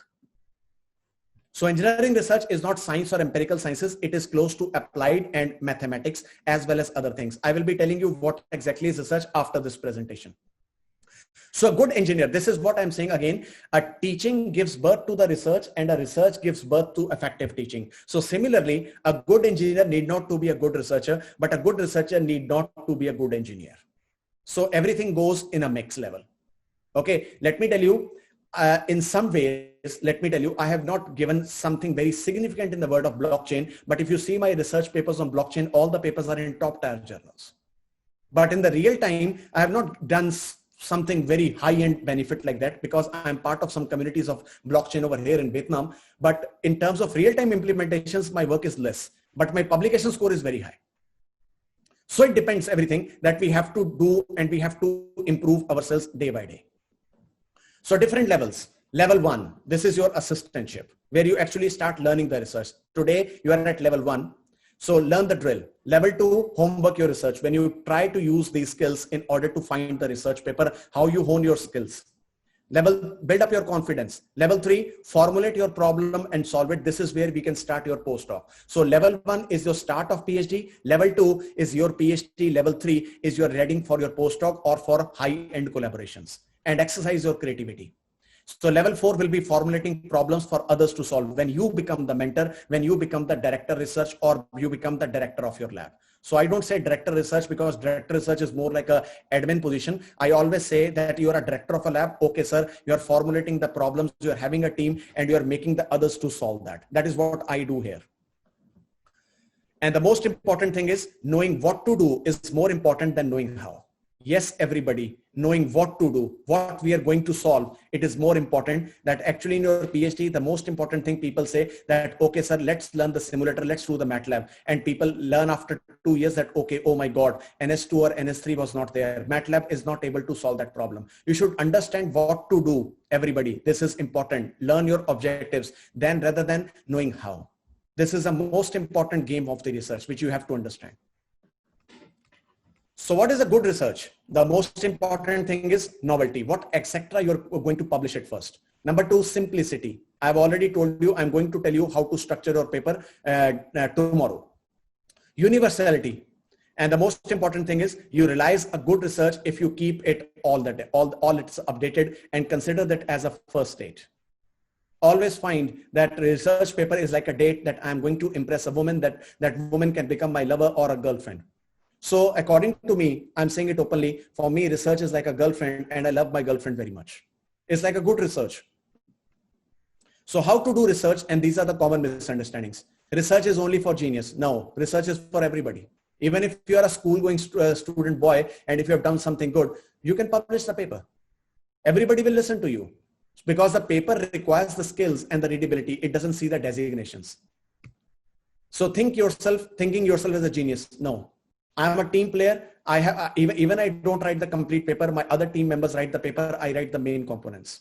So writing the paper completely as a one-person job, it is impossible. Now the research papers require lots of things, and that's why you need to have some important team players in your research. Think you need to understand the subject in advance? No, you have to hone your skills, keep on learning. And last but not the least, which I would like to tell you, think a solution is correct because you can't find for anything. Very important research. So how to do research? Be confident and humble. I've already told you. Be open for critical and collaborativeness. Be ambitious and realistic. Be proactive and willing to take a chance. Very important, because many people say that, sir, we want to have a chance with you, but I only give chance to few of the few. Few of the few, they make it with a collaboration with me. Very few of the few. So the only way you improve yourself is to learn things, and you please keep on doing that things that you're afraid of. Always strike at that place where you are the weakest, because the strongest thing will never defeat you. So endless cycle, it is there between excitement and depression, an endless cycle between success and failure, and endless cycle between overconfidence and self-doubt. This is important. And research needs faith, and always keep on understanding new things.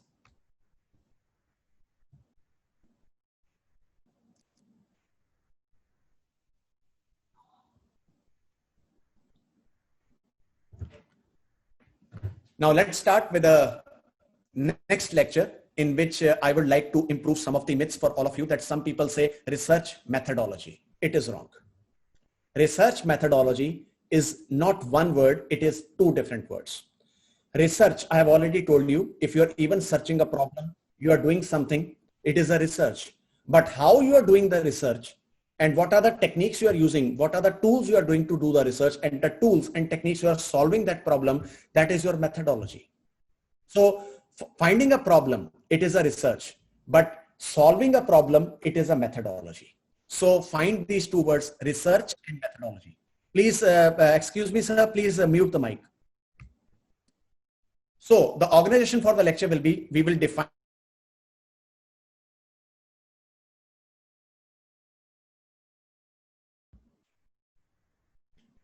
Okay, so the organization of this lecture will be research. I will be defining the research, some classifications of research.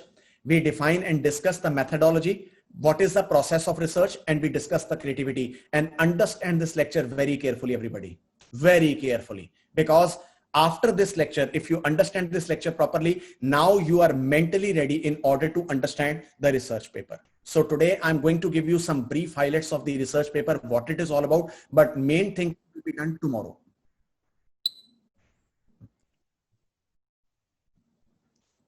So what is research defined? What is research? Now let me tell you, it's a very confined definition that I actually designed for all of you. It's a systematic approach to obtain and confirm new and reliable knowledge. Knowledge, what is there? You have to improve with the learning. So it's an approach, how you combine the new and the reliable knowledge. So the most important thing is research is what you can say that you are making a gist of the existing knowledge, and you are finding some ways how you can improve the new knowledge. So the technical gap will be that what actually is being done and how you will find the new thing from the existing things. So basically, if suppose you are doing some work on cloud computing or security, what is meant by the baseline? The baseline is meant by that what exactly is being done and what is to be worked out. So that is called the technical gap. What is being done and what needs to be done. So what you are going to do, that is the bridge between that research gap, and that is called research design. So it should be systematic and it should be ordered. It should have the proper series of steps. I'm going to show you. The main thing is to define a new knowledge, and that is called novelty. That is called simplicity. You must have some reliability, because some people say that, sir, we defined an architecture. How?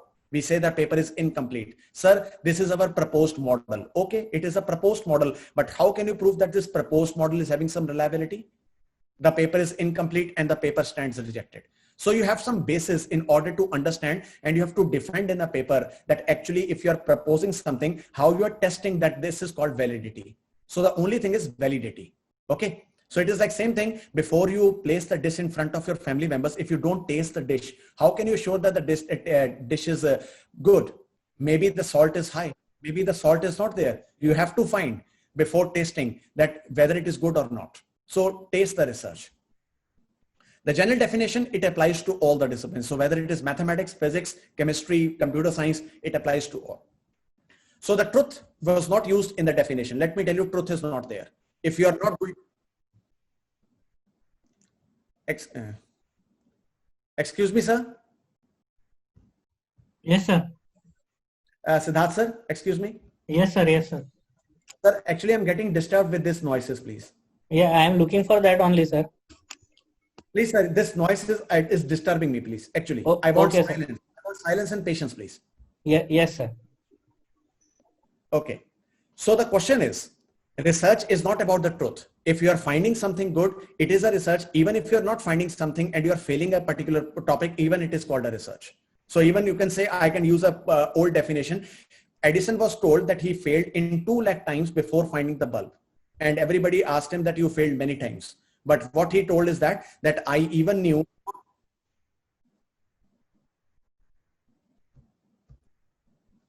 Excuse me, sir.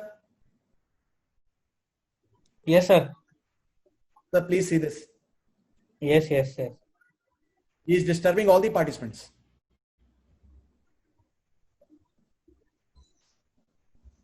So Newton told that to the people that actually that he knows 2 lakh ways that how not to make a bulb. So this was the thinking. So that's why we can say that truth is just outside of a realm of thinking by the researcher. Okay, so consider yourself that you can improve, or maybe you cannot improve, but how much you can improve. So research is not an accidental discovery. Accidental discovery can occur in a structured research process. It usually takes a form of phenomena, and a structured research can lead to an understanding the observation. So most important. And research is not, you can say continued, just a data collection. Because today what I see is that research is just like people putting the data sets. Excuse me, sir. Yes, sir. First of all, solve this problem, please. Okay, sir. I'm stopping the lecture. So actually, from your side only, you can stop the annotations as you are sharing the screen, sir. On the topmost, there is option where you can stop the annotations by the participants. Where?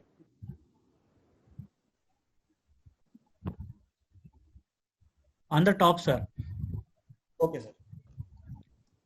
There you are having the option to stop the annotations by participants. Sir, some noise is also coming, sir. You check someone is there who is not. Actually, some people are leaving the session and again joining. Due to that, it is creating noise, sir. So is there anything to control it? Try to solve the problem, Kunal. Yes, sir. I am looking for that. Log the meeting. Log the meeting, sir. Log the meeting, please. Yes, sir. Yes, sir. Now the meeting is locked.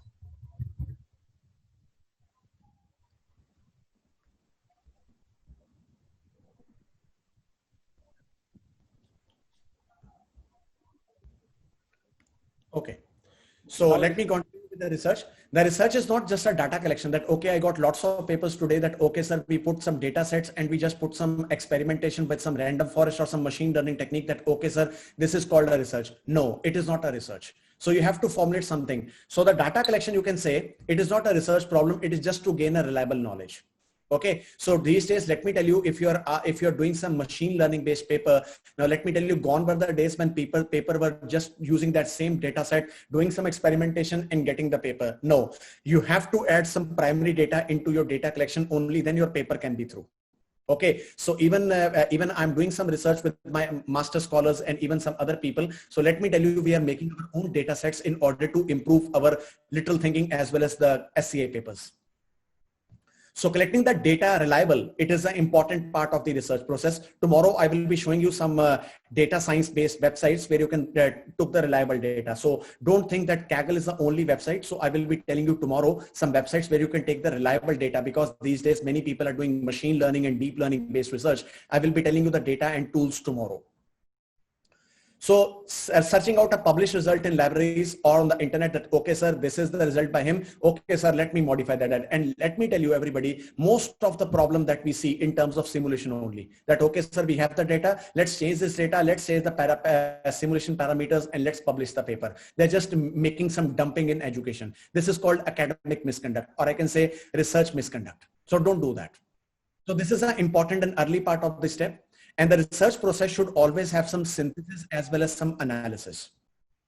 And let me tell you, some people even say that, okay, I just write a paper on systematic literature review, systematic literature research, everything. No doubt it's a good paper, but it is not a research. You are just producing what is actually being done. This is called a review paper. So don't consider, everybody, let me understand one important thing. Review paper is just to make you understand what the concept is all about. You can make a review paper in your PhD, but review paper should not be considered as a research paper.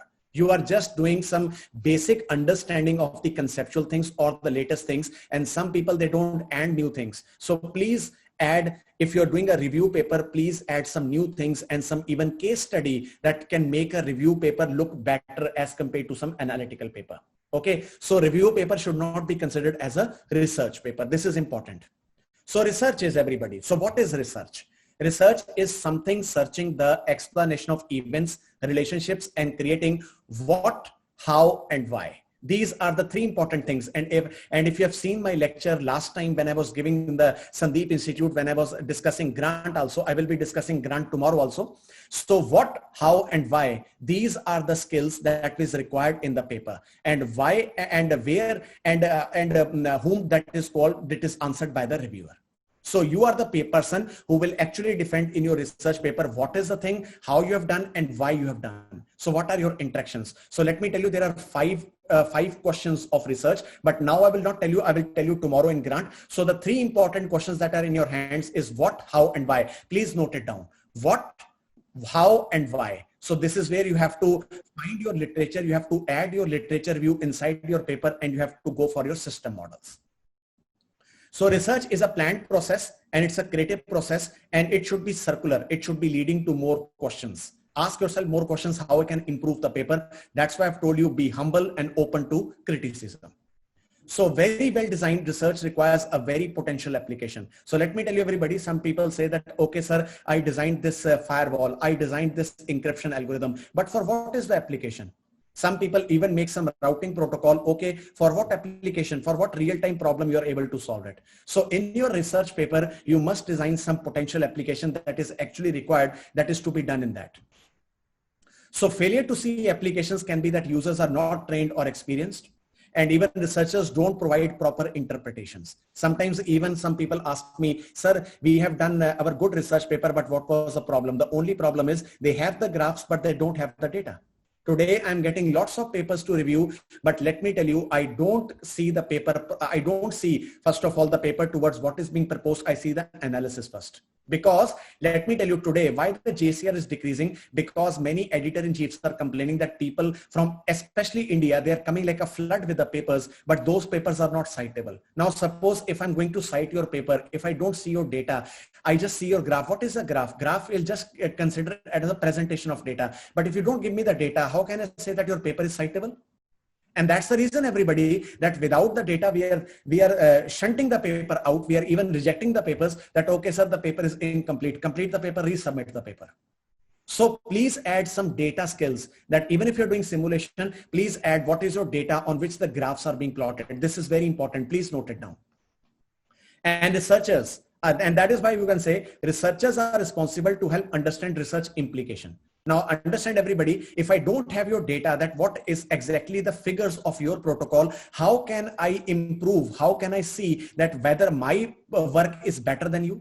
It is only on the basis of data. So if you don't give me the data, let me tell you, I will not consider your paper in review. I will be telling you how to read the paper and then you will understand.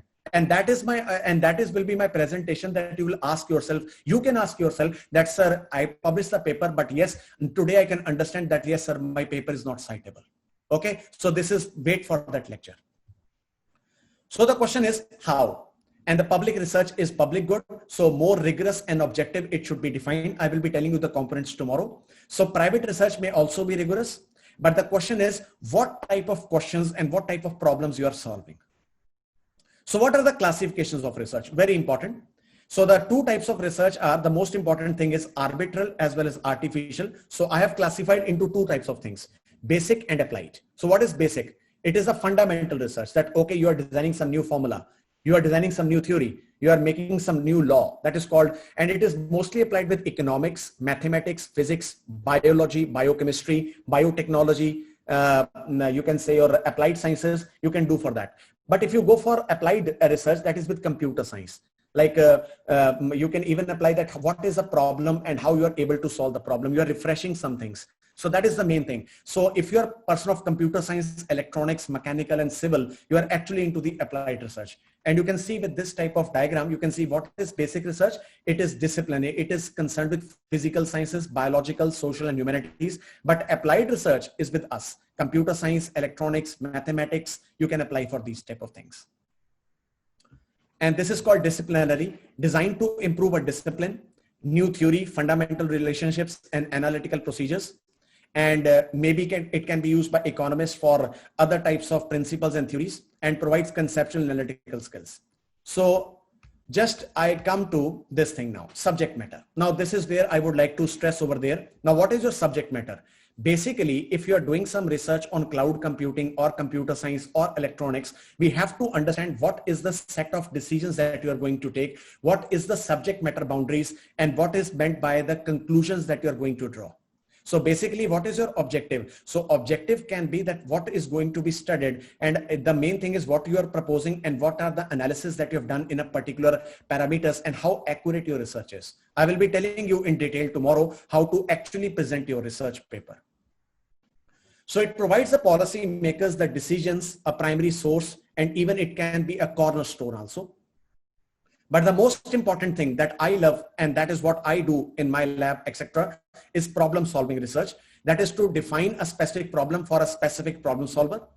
And we find the result in terms of recommendations, holistic approach, and most important is most durable.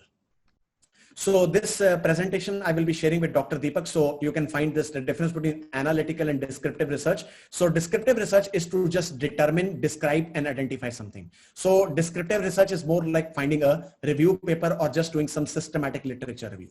So that is called your basic foundations of research. So let me tell you, if you're doing a research on PhD, the first research stage is your descriptive research. Then you are going for some analytical based research when you're applying something, you're producing something, and then your analysis and your findings and everything. So methodology. Now let me tell you the most important definition. So this is called research. Now I will teach you about methodology. Now there are two terms, everybody understand carefully. Like in terms of software engineering, there are two myths. What is verification and what is validation? Now, what is verification? Now, there are two things. Now, let me give you an example with how to understand this. Now, let me tell you how I teach actually. Okay. Now, suppose you take a flight from India and you go to Australia. Okay. Now, the first thing is what you will do in Australia. First of all, what they will do? They will first of all check your passport. Now, why your passport is to be checked? It has to be verified that what you are claiming is actually what you can have. Now, after you go to Australia, you can't do driving because you don't have the driving license. You can't have the right to vote. So what you are validated to do that. So the answer is what you are doing, what you are designing is basically you are verifying, and are you designing the correct things is validation. So similarly, what is methodology? Methodology means how and what is the direction you are conducting the research. That, okay, sir, I will find the review papers. I will find this is the problem. This is the problem by the other researchers. This is the new thing. And that is how I will do the thing. But how you will do the thing? Methodology is your path to do the research, and how you will do the path, what are the tools and techniques you will do with the path, that is called your methods. So these can be used interchangeably, but there's a difference between methodology and the method. So method are basically known as tools, techniques, and the method and the you can say some website or other things, whatever it is, I will be telling you tomorrow because of the methods. So methodology is basically known as the formulation, the approach that you will do in order to find a particular technique. And method is to use specific techniques and tools. So understand what is research methodology. If you are learning like a Kothari book over there, so methodology is just teaching you how you will float the research, how you will do the research. But actually, let me tell you, now you can understand that actually if you're doing a PhD coursework, you are just making the student understand what is actually meant by the methodology. You are giving him a path, but how to do that path, that is missing. That is where we can say that the coursework is actually incomplete.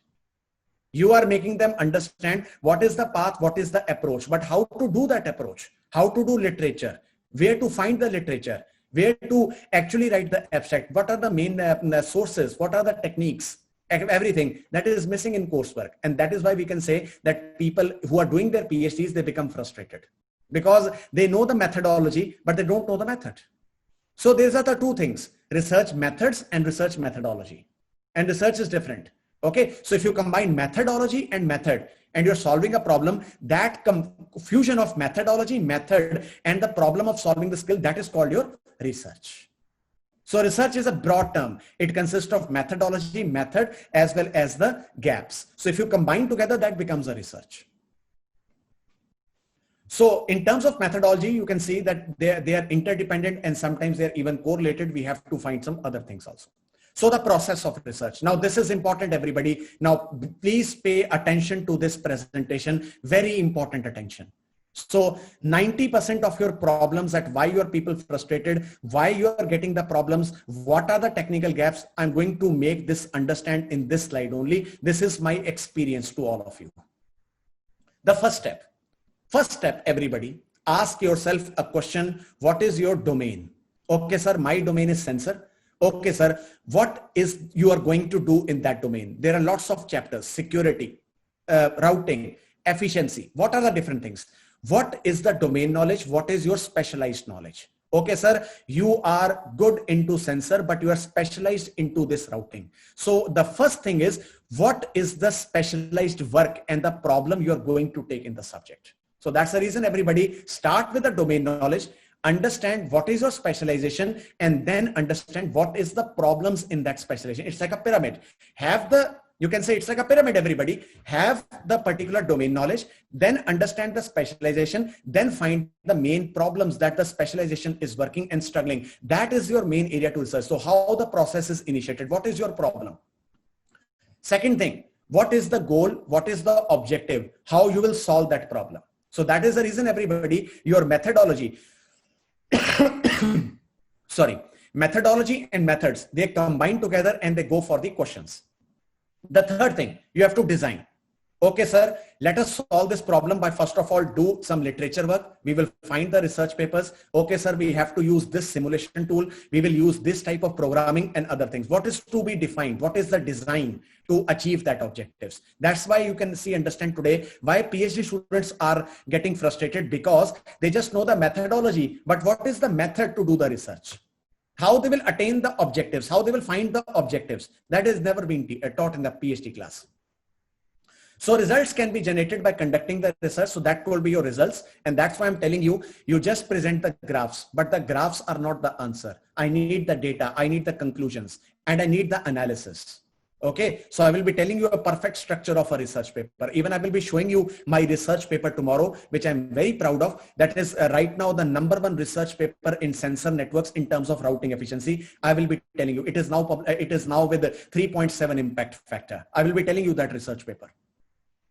And after that, most important thing is analysis. Results, after that, analysis. That is step number 5. So that is the main step, everybody. This is called a complete process of research. Find a question, find the objectives, how to find that problem, design how you will do one by one, then find the results, then do the analysis. So that is how the methodology and the method actually works in the field of research. So this is called the problem process of research. You can see this is a schematic. Okay, I will not go more on theoretical, but I believe in action. The first thing is find the problem. Okay, find the problem. This is your training, but the training is not complete. Okay, the second thing is formulate your objectives and goals. Okay, sir, my goal, what is your goal? Goal is to make a new routing protocol for sensors. But what are your objectives? Okay, sir, I have to design a particular literature. I have to find the gaps. What are the routing protocols problems? First of all, I have to find the problems in existing works. This is the first objective, everybody. Unless you don't know what is being done, what is the problems in the existing works, you will not create a particular objective. Then you should find that, okay, sir, I will propose this, I will test on this, and this will be my analytical approach. So the most important, don't say in your thesis that you are doing a literature review. Just find that you are finding the analysis in order to study what is being formulated and what are the basic drawbacks of the existing methodologies. That is your objective number one. I will be telling you how to write a thesis tomorrow. So the third thing will be planning and doing the research design. Then generate your results and then interpret your results. This is how the first 5 points, the 5 points will make you understand that what exactly is the methodology of the research. So creativity. Research is a creative process. Be creative. That's why I'm saying, because unless if you are not open to criticism, you can't become creative. You can't understand. You can't hone your skills. So most important thing is include your insight, include your logic, and in sense what is going to be teach.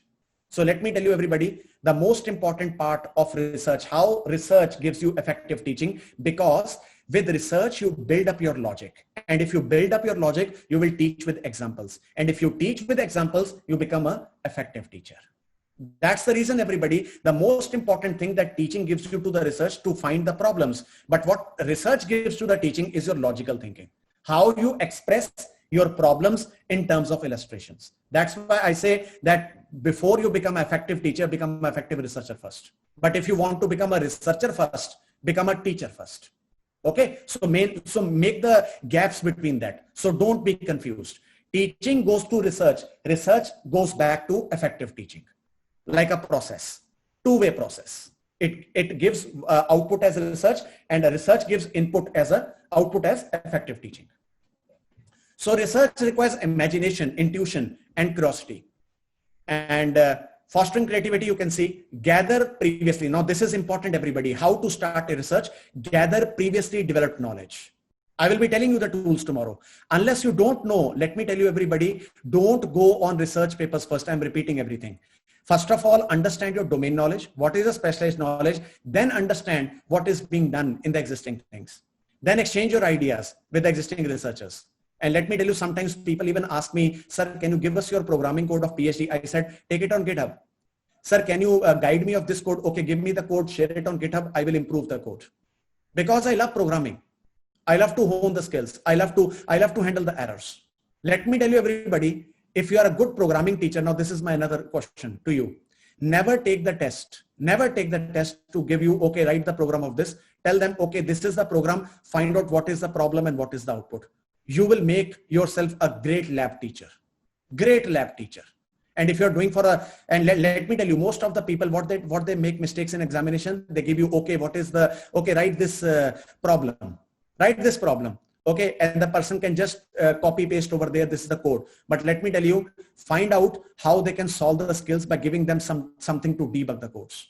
This is what I do in my lab. When I'm taking the examination, I give them the problem to solve, and they have to write the algorithm first. Because how I teach the examination of programming, let me tell you, I first of all tell them that, okay, this is your problem. First of all, make the algorithm.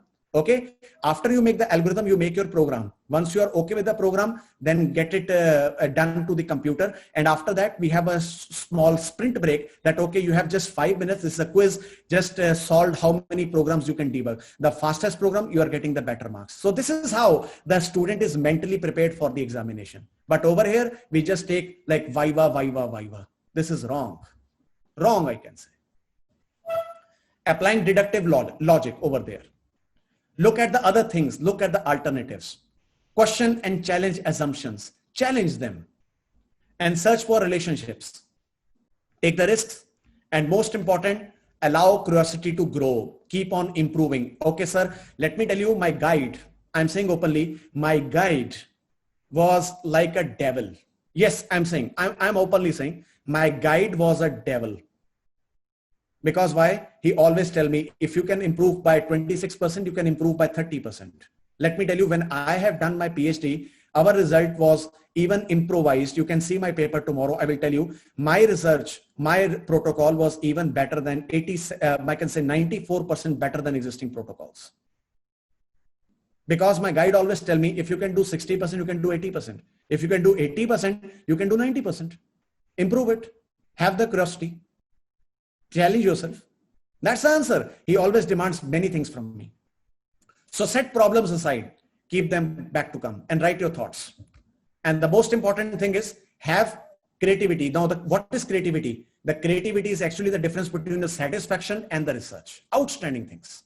Okay, sir, this is where I'm satisfied, but this is where I have done the extraordinary thing. Okay, sir, you told me 80%. Now we have taken 90%. This is my creativity. This 10% is my creativity.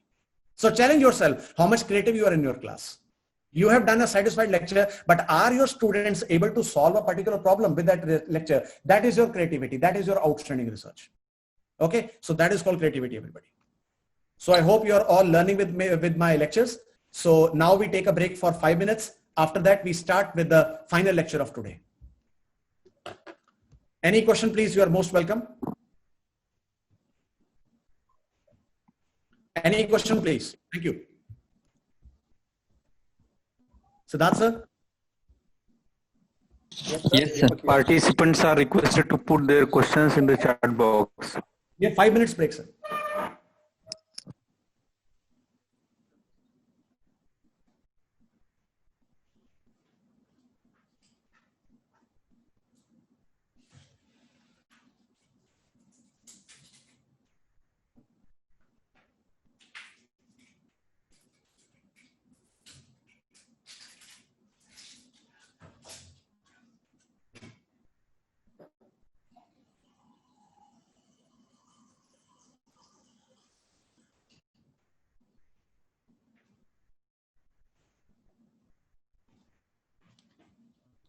We have 40 minutes more lecture, sir, today. Okay, sir?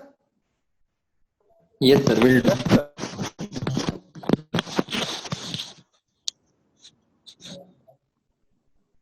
Okay. So given an example of formulating a goal and the objectives, what is your goal? Goal means that what you're going to propose in your thesis, and what are the objectives, how you will do in order to attain those objectives. So goal is a broad thing. Objectives are the sub goals that you will do. It's like a sprint. Okay. So this is a good question. Collaboration need to get it into very close groups. How to get into it, and initially what you're going to get something. So actually, let me tell you, this is a very tedious question that you have asked. But the answer to this is that collaboration only comes from your work only. That if you are having a good work, having a good strong background, and even in my last lecture to Sandeep Institute, I have told them that even if you are good to apply for the grant, but unless you don't have the infrastructure in your college, you don't have a good team, you don't have a good MOUs with international universities, how can you get the grant? How the grant oriented person can trust you that, okay, I can trust you that my money is safe and you will be able to give me the results. So you have to convince him. So I will be telling you tomorrow how to actually go for the grant. That I will be repeating that lecture.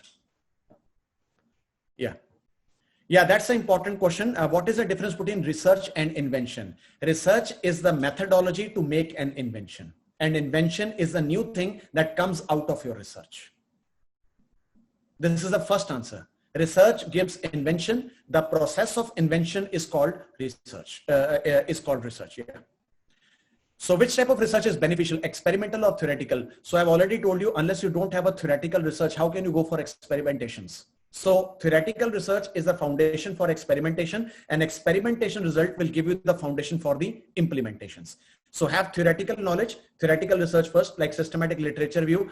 Then you should have the methodology. Then you use the tools and techniques to go for the practical application by understanding the gaps of theoretical into the practical skills. So theory and experiment is a part of research if you're proposing something good. That is what type of research is good for management topics? I'm saying it is called descriptive as well as analytical research.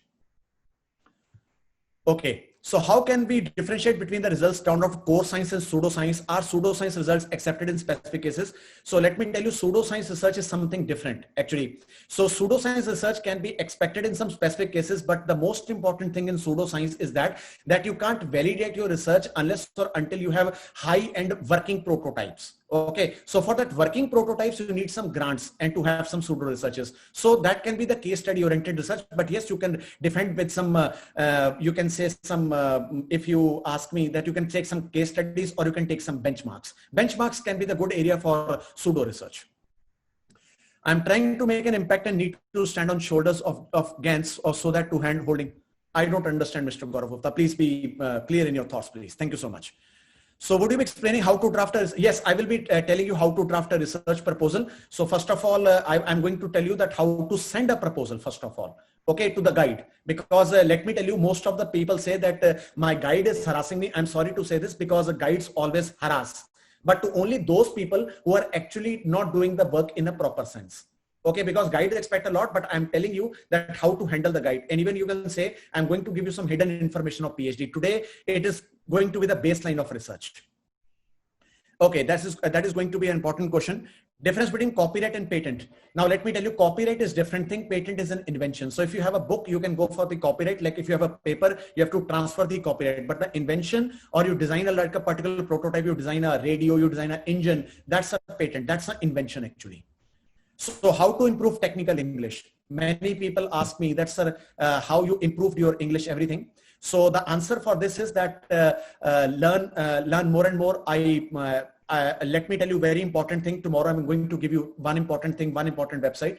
Every month, I believe that many people will not will tell me, sir, you're telling a lie, but it is a fact. Even I can swear to the God and swear to my parents right now. You can see in my video right now. Every month, I will give you the websites also where you can download the magazines. Every month I read more than 35 magazines. So you can say, if you remember that if a particular magazine has 80 pages on an average, every month I read 3,000 to 4,000 pages. And every month at least I read one book. I have to complete one book. So I keep on learning, I keep on reading, because in 24 hours, if you ask Dr. Deepak Patil also, or other people who are very close to me, I work for 20 hours, 19 hours, 20 hours, sometimes 22 hours a day. Sometimes I work even more than that. What type of research for postdoc expected? Excuse me, sir, you want to say something? Okay. What type of research for postdoc level expected? Yes, it is more like applying some solution to the real-time world. That is what we can say. So how to prove originality of my data to the reviewer? Now, let me tell you, this is important question. Suppose you are submitting your research paper to IEEE or to other Elsevier or Springer also. There was a time if you are putting a data science paper, nobody asked you of the data set. But from next month, from 1st August onwards, maybe they have implemented after 15 days. They are becoming more strict now. You have to submit your data set even to IEEE data port. Like in some time you have to implement your programming, so you have to upload your programming code now, but now you have to implement your data code also, because you can see recently because of that lots of nature journals, they are retracting the COVID-19 papers also. So that's why they have taken the decision, please add the data set now. So that's the answer, everybody. Okay. Yeah, I will be guiding you. You can email me. There is no problem. So same questions are coming. So, okay. Whether patent first or publish. So that depends, because sometimes I publish my research paper and after that I'm applying for the patent. So depends, because a patent can take 1 to 2 years, because right now I'm having 2 patents in my career, and I have already applied for 6 patents right now. And out of that 6 patents, I don't trust Indian patents. I only trust the US patents. Only 2 Indian patents I have. Now I'm only focusing on US patents only. Thank you so much for that. Okay, so yeah, I will be putting up these questions in a Scoopus index. Yeah, I will be putting up these questions tomorrow. That will be tomorrow's session. So Dr. Deepak, everything going on well?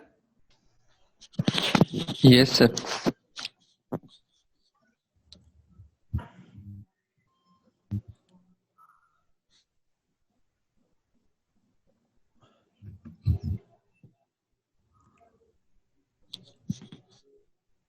In 1 minute, we will start, Mr. Siddharth. Okay? Yes, sir. Yes.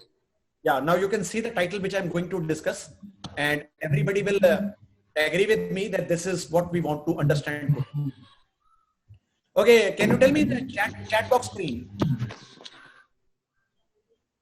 Okay, can you tell me how many people are doing their PhD who are attending my session right now? Just write yes, yes, yes. Thank you. How many PhD students? Okay. Okay. Okay. Okay. That's great. Okay. That's good. Okay. So thank you so much. So many people are doing the PhDs. And can you tell me how many people, now please don't write yes for those people who are doing PhD. Now, can you tell me how many people in this group right now are the PhD guides? Just tell yes, who are guiding the PhD scholars.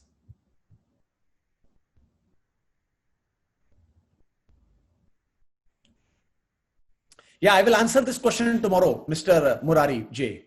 I don't trust Indian patent now, because why I don't trust Indian patent now, let me tell you, actually, many people are making a fool for institution organizations like that they are just publishing the patent and they are saying that the patent is awarded. No, let me tell you, this is a myth today. I'm going to clear right now. There is a difference between patent published and a patent granted.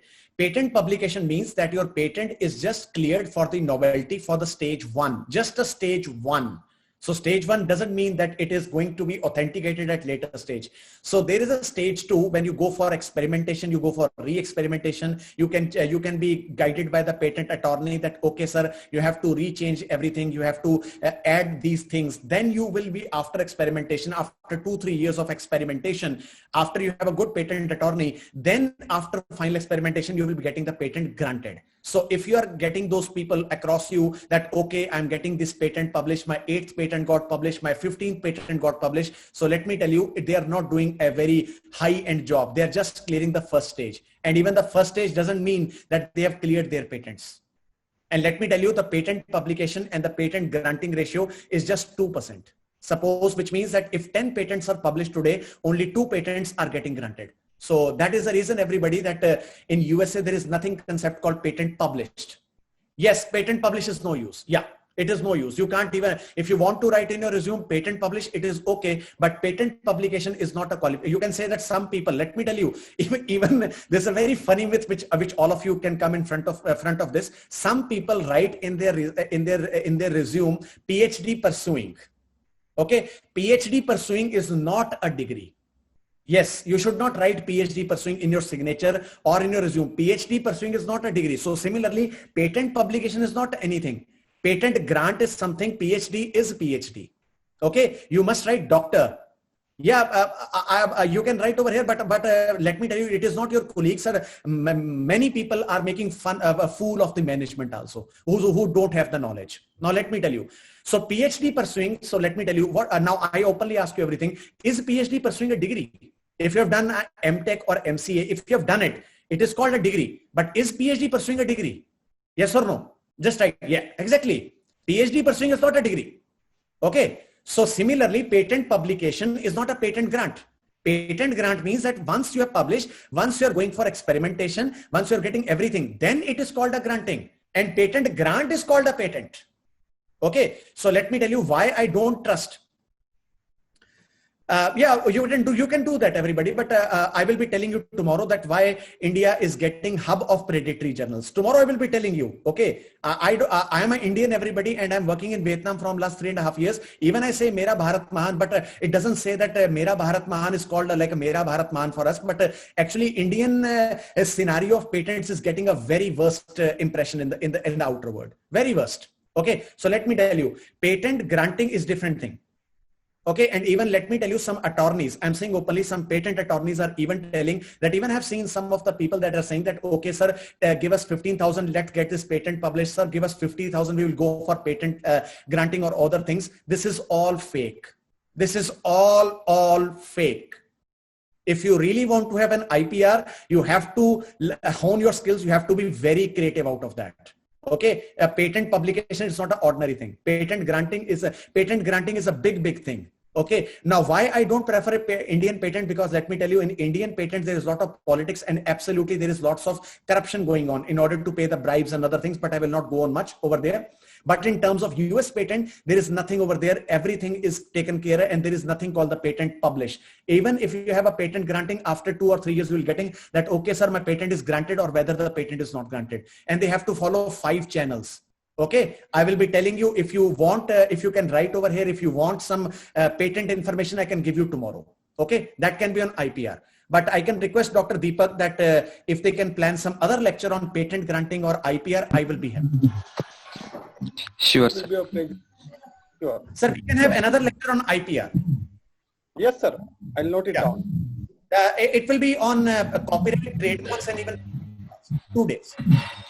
Yes, copyright, trademarks, and IPR. Copyright, trademarks, and because people even don't people confuse even trademarks also. I'm actually even I'm a IPR professional. Even have done my IPR from Indian Law Institute, so I know the myths of patent, trademark, and copyrights. I will be improving that things, main things.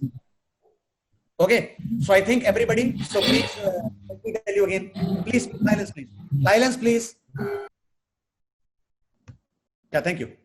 So let me tell you again, everybody, before I start this lecture. So there is a difference between a patent grant and a patent publish. Patent publication is like a PhD pursuing. So PhD pursuing is not a degree. PhD pursuing is just your task. Don't write it on a resume. You will be becoming negative. Okay. Don't write PhD pursuing in your thing. If you want to say verbal, you can say that, sir, I'm pursuing my PhD over here. But PhD pursuing is not a degree. If you got a PhD, after your Viva, you get your provisional certificate. That is called your PhD, which means you completed your PhD, you completed your Viva, you completed your defense. Similarly, patent publication is just called the first stage clarity. It doesn't even mean that the patent will be considered for second stage for experimentation. Okay. Once it is done, it is granted. That is called a patent. Okay, so there is a difference. So if your colleague is claiming that he is publishing the patents like anything, okay, you can tell him it is not granted. So please give a break to us. Okay, you are befooling us.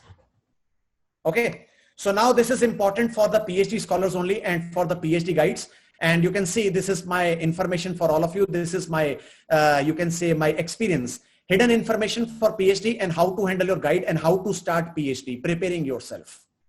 Okay, very important. So the first thing is first, you can say, never confuse education with intelligence, that you can have a PhD and you can still be an idiot. Yeah, I'm saying openly. I have seen lots of people who have done their PhDs in different areas, but they can't even configure a cloud. Yeah, it's affect everybody, because most of the PhDs that we are producing is only on the simulations. Even there are some PhDs who have done their, who claim that they have done their PhD in signal processing, but in the real time, they can't even know what exactly, how to measure the signals, how to improve the SNRs, how they can actually work with 5G antennas. I've seen this type of things. So don't confuse a PhD degree that you are intelligent. If you are a PhD, still you can be an idiot because you don't have the practical exposures. Because you will agree with me with the chat box that most of the PhDs that India is producing right now, or maybe whole of the world that is producing, that is basically on the test beds and only on the simulations. Most of that, okay, just producing a protocol on just coding it on simulator and testing it with existing things. It is not a PhD. It is just a testing. Okay, PhD is somewhat different when you solve a particular problem. That's a pure PhD. So the first 15 tips is find a coffee mug, everybody, relax first of all. Okay. Second thing, get your desk and chair and figure out how you are going to sit. Sit in a proper posture. That is the biggest mistake that we make. And that's why we find a body problems. If you're not good, healthy, and you're not having a proper postures of sitting, you're going to get a problem in your body, because PhD demands many things. And even it creates a stressful environment. I'm saying openly, it creates a stressful environment for you. Do the paperwork first, important. What you are doing to do, document it. And let me tell you, I'm saying again openly, I think many people will again say that, sir, maybe it's maybe you are proclaiming yourself as a genius, but that's affect everybody. I again swear to God, swear to my parents that it's affect. Many people ask me that, sir, how much time have you taken to write your PhD thesis? We have taken 2 months, we have taken 3 months, we have taken 4 months. Some people even taken 8 months. I have just taken I'm saying openly, with the swear to God like this and swear to my parents, I have just taken 16 days, 16 days to complete my thesis. And when I submitted to my guide, I just got 2 revisions. That's all. And on 23rd or 24th day, I got my printing, and within 1 month, I have submitted my thesis. And once I got the thesis revisions after 3 months, I just got 3 reviews, 3 revisions, just 3 revisions. And after that, I have submitted that revisions in just 4 days. And maybe after 1 month, I got my viva.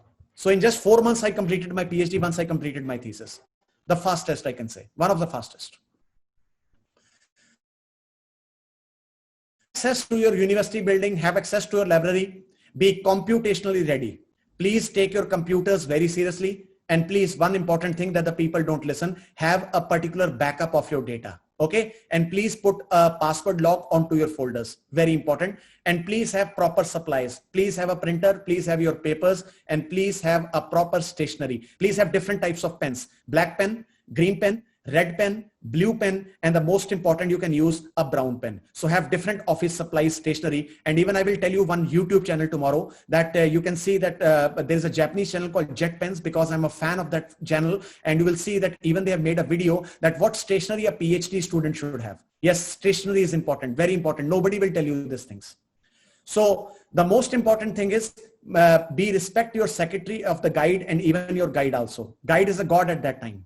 Yes, guide is a god at that time, but I don't say that because I openly say, sometimes even I've told my guide that, sir, you are a devil. I said, if I'm not a devil, I'm not doing my job correctly. Yes, he said me openly. If I'm not a devil, I'm not doing my job correctly. So the most important thing is ask him the questions only to improve yourself, not to ask him a question that, okay, how to do it. He will kill you. Never ask a guide how to do this. Just take the guide as a mentorship. That, sir, I'm stuck in this problem. Can you verify these things? But mostly go to the guide to verify the things and to consult that whether I'm on the right track or not. How is your question? Okay. Where and why you can ask with your guide. But if you ask how, you are killed. I'm saying you're killed. Register with many courses. Even today, I'm doing lots of courses on Coursera, and even I listen to webinars. So please follow some courses. I will be telling you what courses you can do if you are doing some PhD in cloud computing or sensors or even some management, how you can improve with your courses, and download the papers. I will be telling you the tools tomorrow. Start with a literature review. I have already told you, start with the literature, and I will be telling you how to read the papers after this presentation, and please check the previous thesis. How to download the thesis, I will be telling you tomorrow. How to take the thesis, and please, everybody, please keep a close eye, even in your literature, at the thesis also. Nobody will tell you this thing. Even in my literature review, even if you see my thesis, you can even see my thesis on ResearchGate. The thesis is open. So you can see that out of my 100 references, maybe 16 or 17 were the thesis that I cited. So thesis is even called a good literature review, because in the thesis, they also have the good literature. You will even understand how to present a good literature review. So if you read a thesis, you get a good literature that how to present a literature review. Now, let me tell you, this is a secret which I'm disclosing right now. If you really want to understand how to present a literature review, this is a closed gap that nobody will tell you how to write a literature review. See the thesis, because in thesis, you have the related works or the related literature review chapter. So in that chapter, the person has given a detailed parameter that how they have presented the existing works. So that existing works will tell you that how to actually read the paper. I will be telling you that skill after this presentation. And after that, create a research plan properly, that what is the time will you do this much objective, this much thing, everything. So have a sprint. So that's why we will say that please have a knowledge of a Scrum based methodology. If you follow Scrum based methodology, again, you are not doing a software, but you are not even doing less than a software. Suppose you want to make a software, you use Scrum today. So similarly, you are doing a thesis today. It's like a Scrum. So Scrum is the best methodology, or I can say the best honing skill in order to do your PhD. So follow Scrum. Meet your professor regularly, meet with your existing colleagues, have a connections with Facebook, YouTube, LinkedIn, other things. I will be also telling you some channels also, and be social, very important. Now, let me tell you what are the types of PhD guides, and I'm saying openly. So those people who are the PhD guides, listen to me very carefully and classify yourself what type of guide you are. Okay, so don't mind of my knowledge, but this is important. So the first type of guide is very aggressive, very aggressive. He do he say that he knows everything and he crush all your ideas and he always tell you that, okay, this is your answer. This is it. You don't know anything. This is aggressive guide. So I will be sharing this presentation with you. So how to handle that guide, you can answer your opinions. Type 2, always getting you under the complaints. Okay, you are unlucky student in your career if you have a complainer guide. Always he is complaining. No, your work is not satisfactory. No, the paper is not good. Please change it. I'm not happy. Like these type of things. Type 3 guide, silent and unresponsive claim. They are always silent. Do your work. Just tell me, come to me when something is ready. They are just guides with just a name, silent guides. Type 4, super agreeable, friendly. This is where I put myself into type 4. I'm friendly. I think that my student is my responsibility. And I came to some instances that guides even demand lots of gifts and they don't even see the financial promotion, financial position of the student. So that also happens because we always see lots of cartoons of the guides and the students like all this is happening. So the first important thing that you are lucky that if you're into the super agreeable friendly, and the type is called the wet blanket negative. And that is where you can say you can even down your morale. You can say, so that is where you can say you have to improve your situation. So that is what the type 5 guides there. Type 6, know-it-all expert. He boasts that he knows everything, but internally when you come to the problem, he knows nothing. So type know-it-all expert. Type 7, indecisive. Always making something frustrating to the students and always hesitating to make the decision. He can even delay your work also.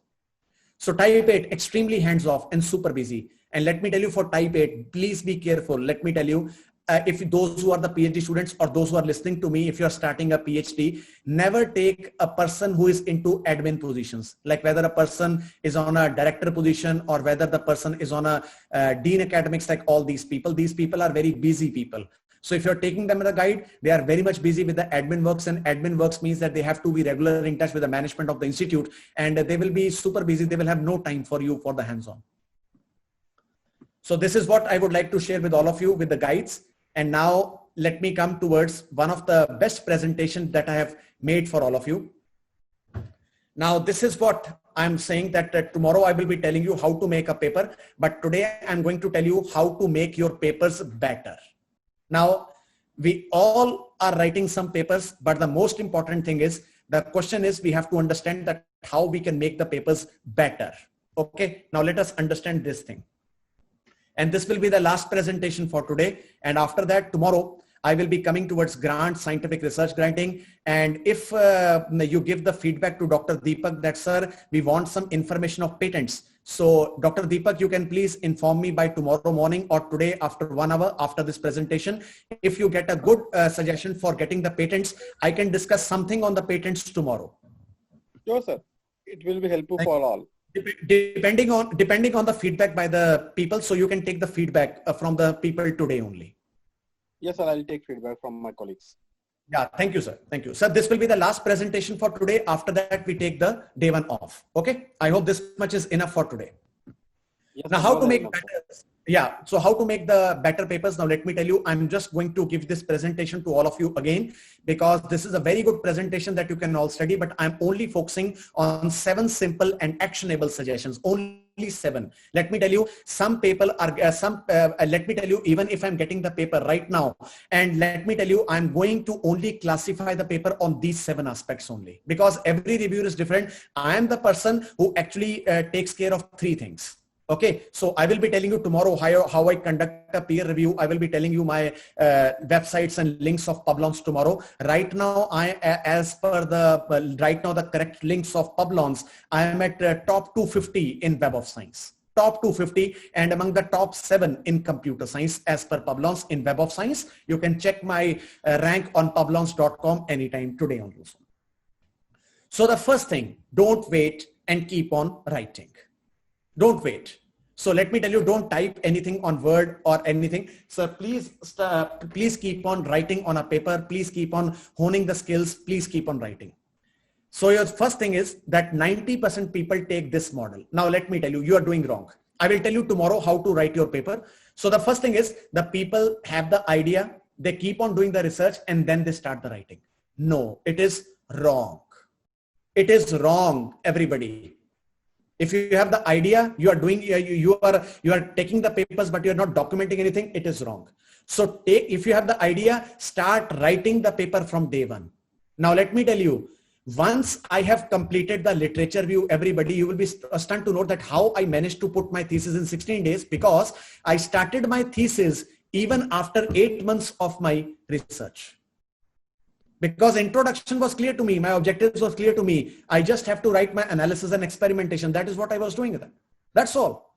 So you can start your writing the paper once you have the idea that what is the idea, and side by side you can start documenting, you can do your research. So writing the paper starts once you have the idea. So that is the model, everybody, that you should follow.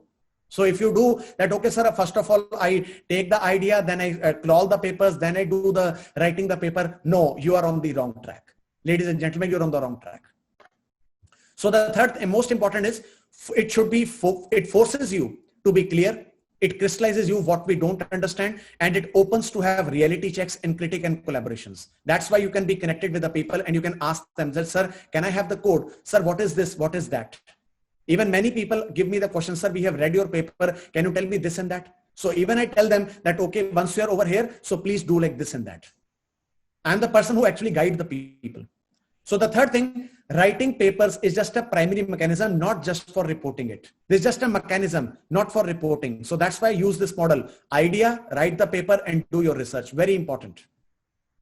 Identify your key idea.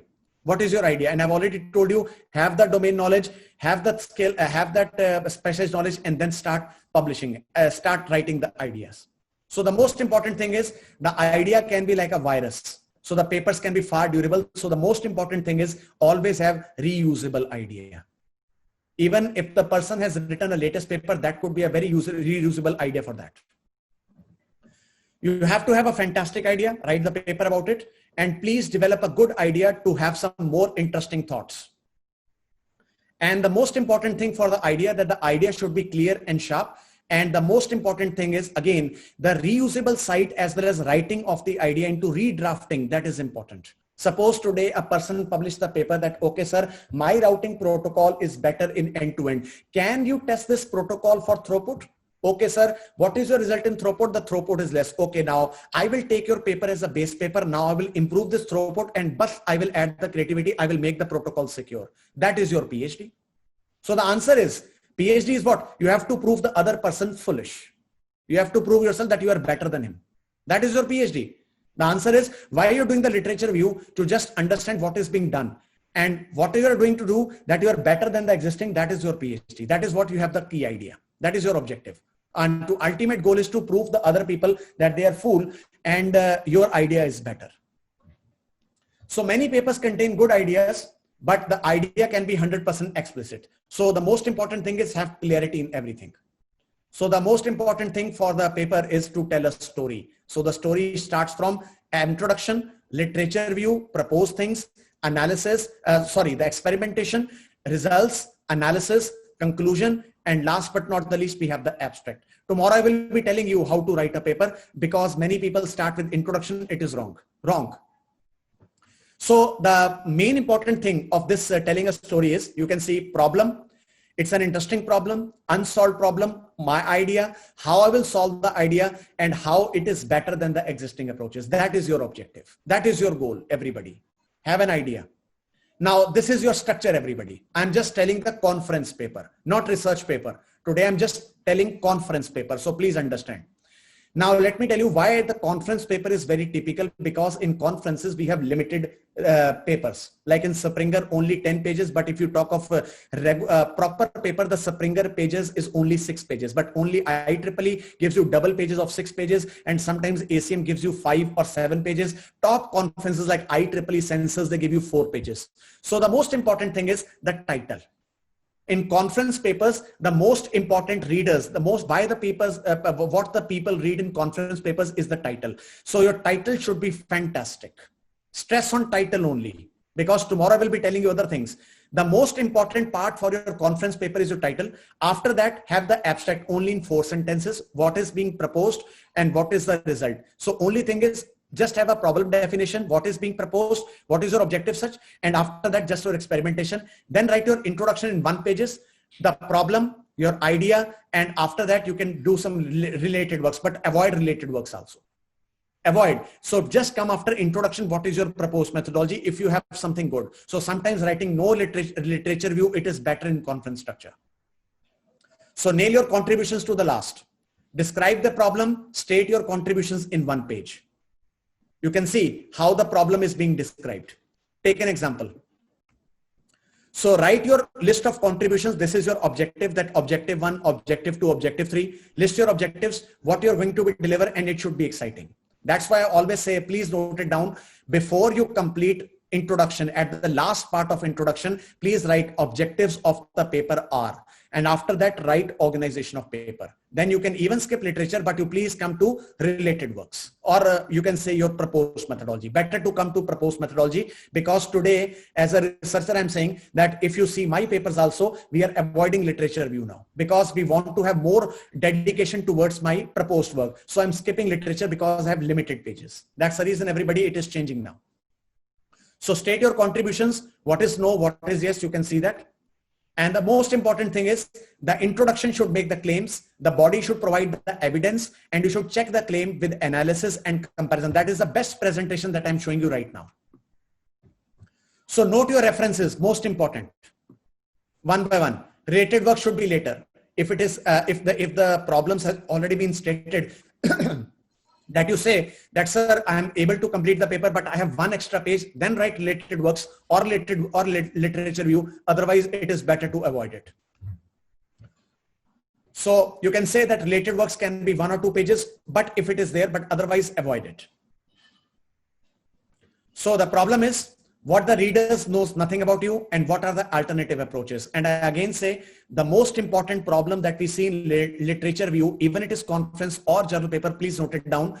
After literature review, write in 9 to 10 lines or maybe 5 to 6 lines if you're putting a conference paper. What are the technical gaps? What are the, you can say, problems that you study in existing works?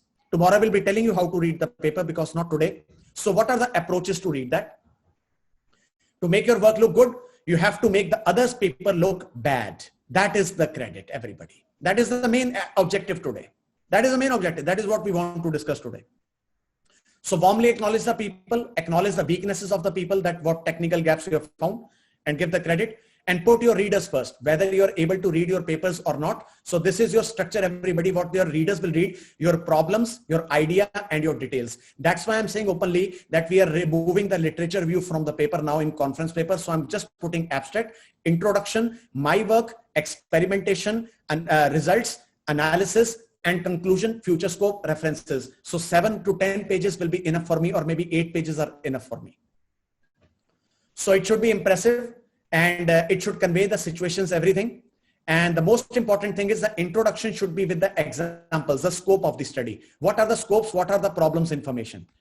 And after that, I just come to this thing, listen to your leaders.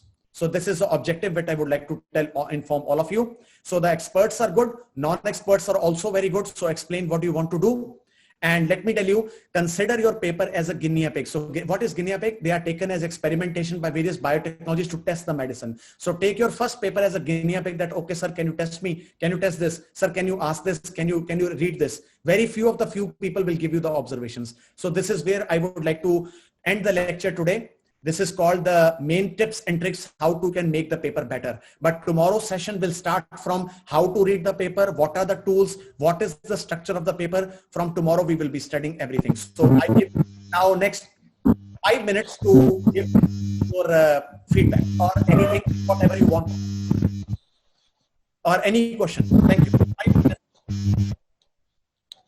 Dr. Deepak? Yes, sir. Hello, sir. Yes, sir. Yeah. Sir, I think a lecture for today is enough for us today. Yes, sir. It's more than enough. It's very much. Yeah, please take the feedback. If there is anything from the authors, if they tell you that, okay, sir, we want some information from patent, maybe I will take it tomorrow or maybe the after. Yes, sir. I will take, and it can be included tomorrow or day after tomorrow. Yeah, sure. So I got a question: how to manage time by doing PhD? Because SCA paper takes time to review. So let me tell you, don't stop with your paper and keep on doing the papers, because the most important is to have a good idea, good novelty. The paper will revision only. Please stop this voice, please. Siddharth, sir. Yes, sir. Yes. Please, take a look into this, please. Mute the participants. Yeah. So if there is any other, I hope everybody has enjoyed today. So I have one question. Yeah, sure. So as a teacher and as such, when we are students, how do you make students ready from the first year to inculcate their interest in research? Because most of the students are like job oriented. They want job after graduation. Nobody is interested like to become a full-time researcher, or they get projects ready-made. So how do we inculcate that habit in students? That's my question. I will answer your question in just one. Sir, first of all, please remove this disturbance first of all. So I will answer your question in just one answer. Don't, if you are a teacher and you're teaching a subject, don't tell don't go in the class just to teach the subject.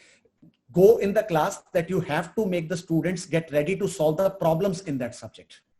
Make them to understand the problems, give them the illustrations, give them the diagrams, give them the real-time case studies, give them the assignments where they have to think, where they have to hone their skills. Once they start honing the skills, once they start having the problem-based, solutions-based assignments, they will become a good researcher. Perfect. Thank you, sir. That's my answer. Rest depends on Dr. If you give me a chance how to become an effective teacher, then we can go for that. Yes, any other question, everybody, please? Thank you. So that we can end the session for today.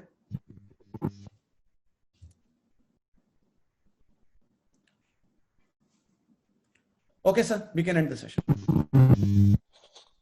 Okay, thank you so much, sir. And thank all the participants for joining us on day one today. The biggest takeaway from day one was teacher and researcher coexist. There cannot be a teacher who is not a good researcher, and that cannot be a good researcher who is not a good teacher. So thank you all the participants. I look forward to day two. Dr. Anand has set up a very high standard for himself. Thank you so much. Goodbye. Take care.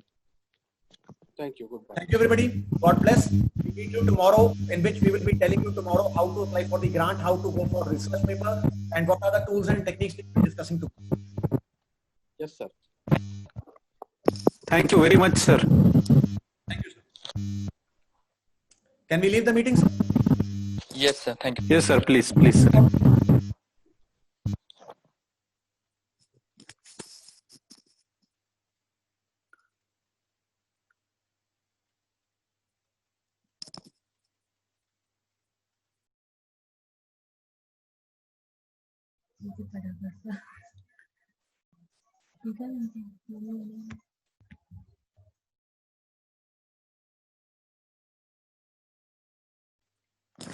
Kunal sir, please close the meeting. Kunal sir. Yes, sir.